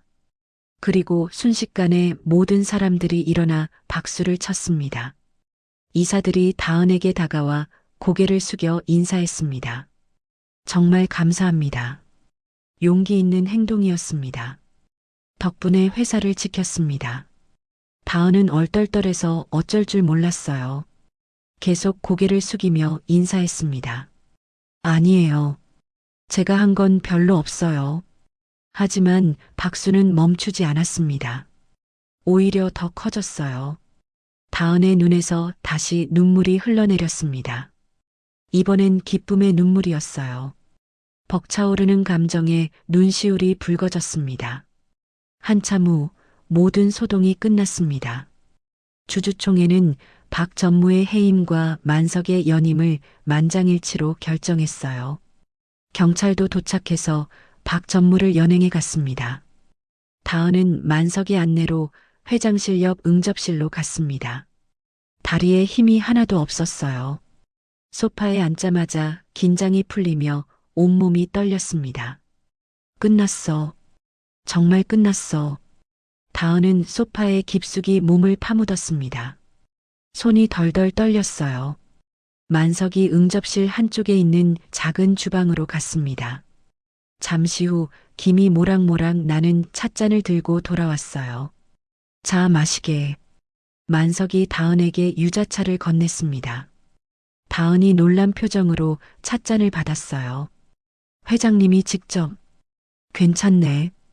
자네가 새벽에 내게 차를 타줬듯이 이제 내가 자네에게 차를 타주는 거지. 다은은 찻잔을 두 손으로 감싸 쥐었습니다. 따뜻한 온기가 손바닥을 타고 전해졌어요. 그 온기가 얼어붙었던 몸을 녹여주는 것 같았습니다. 만석이 다은 옆에 앉았습니다. 많이 놀랐지? 네. 다은은 고개를 끄덕였습니다. 그리고는 문득 걱정스러운 표정으로 물었어요. 회장님, 할머니는요? 정말 괜찮으신 거죠? 만석이 따뜻하게 미소 지었습니다. 그럼 지금 우리 병원 VIP 병동에서 간호사들이 극진히 모시고 있네. 만석은 주머니에서 휴대폰을 꺼내 다은에게 보여줬어요. 화면에는 깨끗한 병실에서 환하게 웃고 계신 할머니의 사진이 있었습니다. 방금 병원장에게 보고받았는데 말이야. 점심도 두 그릇이나 비우시고 지금은 낮잠 주무신다더군. 그 말을 듣는 순간 다은은 참았던 감정이 터져 나왔습니다. 흐엉, 엉엉. 다은이 아이처럼 엉엉 울기 시작했어요. 너무 무서웠어요. 할머니 잘못되는 줄 알고. 다은은 찻잔을 테이블에 놓고 얼굴을 두 손으로 가렸어요. 어깨가 들썩이며 울었습니다. 전무님이 전화했을 때 정말 세상이 무너지는 줄 알았어요. 만석은 다은의 등을 부드럽게 토닥여줬습니다. 마치 손녀를 달래듯이요. 알아. 자네가 얼마나 무서웠을지 다 안다네. 만석의 목소리도 떨렸습니다. 미안하네. 내가 미리 막지 못해서. 자네가 그런 무서운 일을 겪게 해서. 아니에요. 다은이 고개를 저으며 울먹였습니다. 회장님 덕분에 할머니를 지킬 수 있었어요. 회장님이 안 계셨으면 저 혼자서는 할 수 없었을 거예요. 만석이 다은의 어깨를 꼭 안아줬습니다. 고맙다, 다은 씨. 자네 덕분에 나도 회사도 그리고 내 양심도 지켰어. 두 사람은 한참 동안 말없이 앉아 있었습니다. 1년이라는 시간이 흘렀습니다. 어느 화창한 봄날 아침 오전 8시 30분 해성그룹 본사 로비의 회전문이 빙글빙글 돌아가며 한 젊은 여성을 들여보냈습니다. 김다은이었어요. 하지만 1년 전의 다은과는 많이 달라져 있었습니다. 낡은 청소복 대신 깔끔한 베이지색 정장을 입고 있었어요. 머리도 단정하게 묶었고 얼굴에는 은은한 화장이 되어 있었습니다. 무엇보다 가장 큰 변화는 다은의 표정이었어요. 1년 전 피곤에 지쳐있던 얼굴 대신 이제는 자신감 넘치는 밝은 미소가 가득했습니다. 다은의 목에는 사원증이 걸려 있었어요. 해성복지재단 사회복지팀 김다은 주임이라고 적혀 있었습니다. 김 주임님, 좋은 아침이에요. 로비를 지나가던 직원이 환하게 웃으며 인사했습니다. 아, 네. 좋은 아침입니다. 다은도 밝게 웃으며 인사를 받았어요. 엘리베이터를 기다리는 동안 다은은 로비를 둘러봤습니다. 1년 전 이곳에서 청소를 하던 자신의 모습이 떠올랐어요. 새벽 5시에 출근해서 청소 카트를 밀던 모습.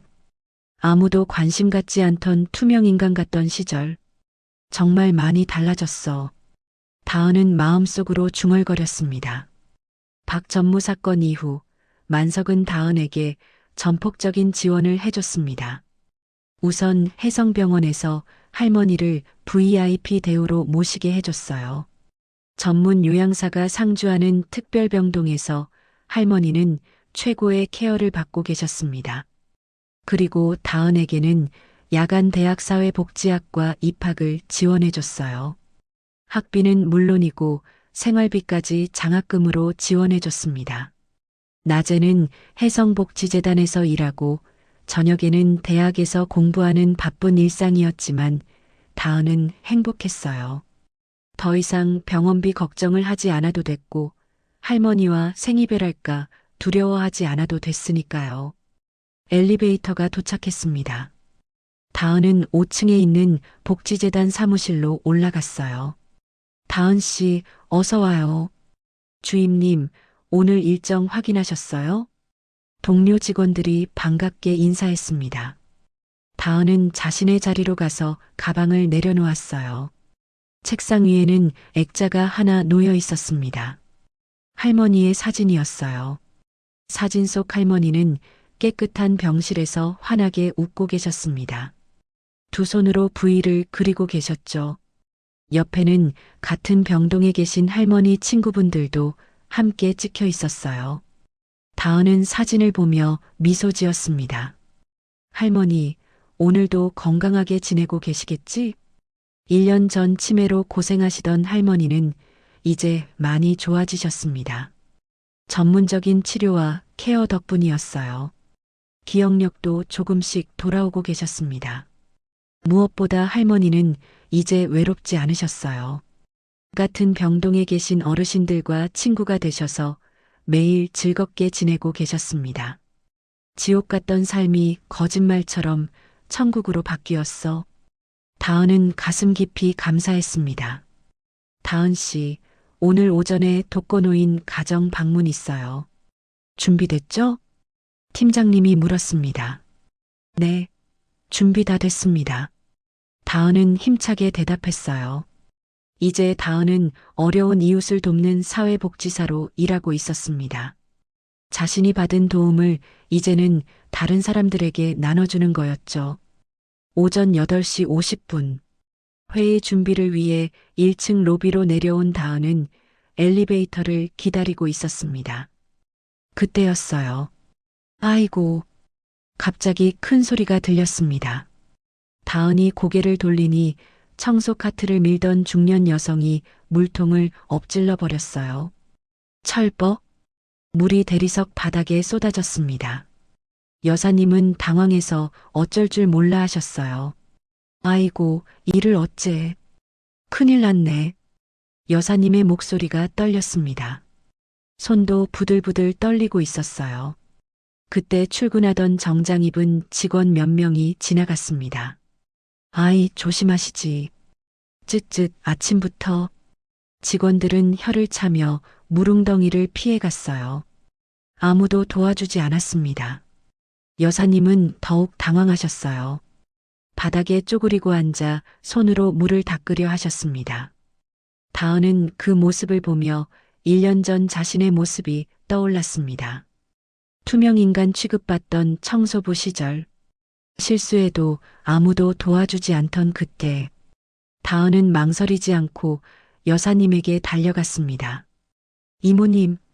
다은이 여사님 옆에 쪼그리고 앉았어요. 괜찮으세요? 제가 도와드릴게요. 아니, 아가씨. 옷 버리게. 괜찮아요. 여사님이 손사래를 쳤지만 다은은 이미 청소 카트에서 대걸레를 꺼내고 있었습니다. 다은은 익숙한 솜씨로 대걸레를 바닥에 대고 물기를 닦아냈어요. 손놀림이 정말 능숙했습니다. 어머, 아가씨 잘하네. 여사님이 놀라서 말했어요. 다은이 활짝 웃으며 대답했습니다. 저도 1년 전엔 이 자리에서 바닥 닦았는걸요. 이게 제 전공이에요. 정말요? 네. 그래서 청소는 자신 있어요. 다은은 금방 바닥을 깨끗하게 닦아냈습니다. 그리고는 여사님을 도와 물통을 다시 카트에 올려드렸어요. 이모님, 다음부터는 물통을 카트 안쪽 깊숙이 넣어두세요. 그럼 안 넘어져요. 아이고, 고마워요, 아가씨. 정말 고마워요. 여사님이 다은의 손을 꼭 잡으며 감사 인사를 했습니다. 눈가에 눈물이 맺혀 있었어요. 괜찮으세요? 저도 예전에 많이 도움받았으니까요. 서로 돕고 사는 거죠. 다은은 환하게 웃으며 여사님께 인사하고 엘리베이터로 향했습니다. 그 모습을 멀리서 지켜보는 사람이 있었습니다. 로비 한쪽에서 다은을 바라보던 만석이었어요. 만석은 흐뭇한 표정으로 미소 지었습니다. 역시 내가 사람을 제대로 봤어. 다은은 여전히 겸손하고 따뜻한 마음을 가지고 있었습니다. 만석은 지팡이를 짚고 천천히 엘리베이터로 걸어갔습니다. 점심시간이었어요. 다은은 사무실에서 서류 작업을 하고 있었습니다. 오전에 방문했던 독거노인 가정의 보고서를 쓰고 있었어요. 그때 내선 전화가 울렸습니다. 따르릉, 따르릉. 네, 복지재단 김다은입니다. 김주임 나야. 만석의 목소리였습니다. 다은은 반가워서 얼굴이 환해졌어요. 회장님, 안녕하세요. 점심 먹었나? 아직이요. 지금 보고서 쓰고 있었어요. 그럼 회장실로 올라오게. 같이 점심 먹지. 네. 회장실로요? 그래. 특별한 점심을 준비했다네. 다은은 궁금한 마음에 서둘러 회장실로 올라갔습니다. 회장실 문을 열고 들어서자 만석이 소파에 앉아 기다리고 있었어요. 어서 오게. 앉아. 다은이 소파에 앉자 만석이 테이블 위에 놓인 것을 가리켰습니다. 은박지에 쌓인 김밥 2줄과 컵라면 2개가 놓여 있었어요. 이거, 다은의 눈이 커졌습니다. 자네가 일하던 그 김밥집에서 사왔다네. 행복 김밥집 말이야. 만석이 웃으며 말했습니다. 난 이상하게 이 김밥이 호텔 뷔페보다 맛있더라고. 그래서 오늘 아침에 비서한테 시켜서 사오게 했지. 다은은 뭉클해서 목이 메었습니다. 1년 전 자신이 땀 흘리며 김밥을 말던 그 가게. 만석이 변장하고 찾아왔던 그 가게. 회장님, 자, 빨리 먹어보게. 식기 전에. 만석이 김밥 한 줄을 다은에게 건넸습니다.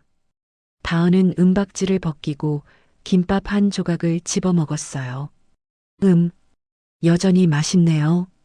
그렇지? 나도 이 김밥이 참 좋더라고. 만석도 김밥을 한 조각 집어 먹었습니다. 그리고는 컵라면에 뜨거운 물을 부었어요. 라면도 같이 먹어야 제맛이지. 회장님, 다은이 깜짝 놀라 만석의 손을 잡았습니다. 건강 생각하셔야죠. 라면 국물은 다 드시면 안 돼요. 만석이 허허 웃었습니다. 허허, 우리 청소 반장님 잔소리는 여전하구만. 청소 반장이 아니라 복지주임이에요. 다은도 웃으며 말했습니다. 두 사람은 마주보고 앉아 김밥을 먹었어요. 호화로운 회장실에서 먹는 김밥과 라면. 이상하게도 세상 어떤 음식보다 맛있었습니다. 한참 먹다가 만석이 젓가락을 내려놓았습니다. 다은아. 네, 회장님. 만석의 목소리가 부드러워졌습니다. 고맙다. 내 곁에 있어줘서.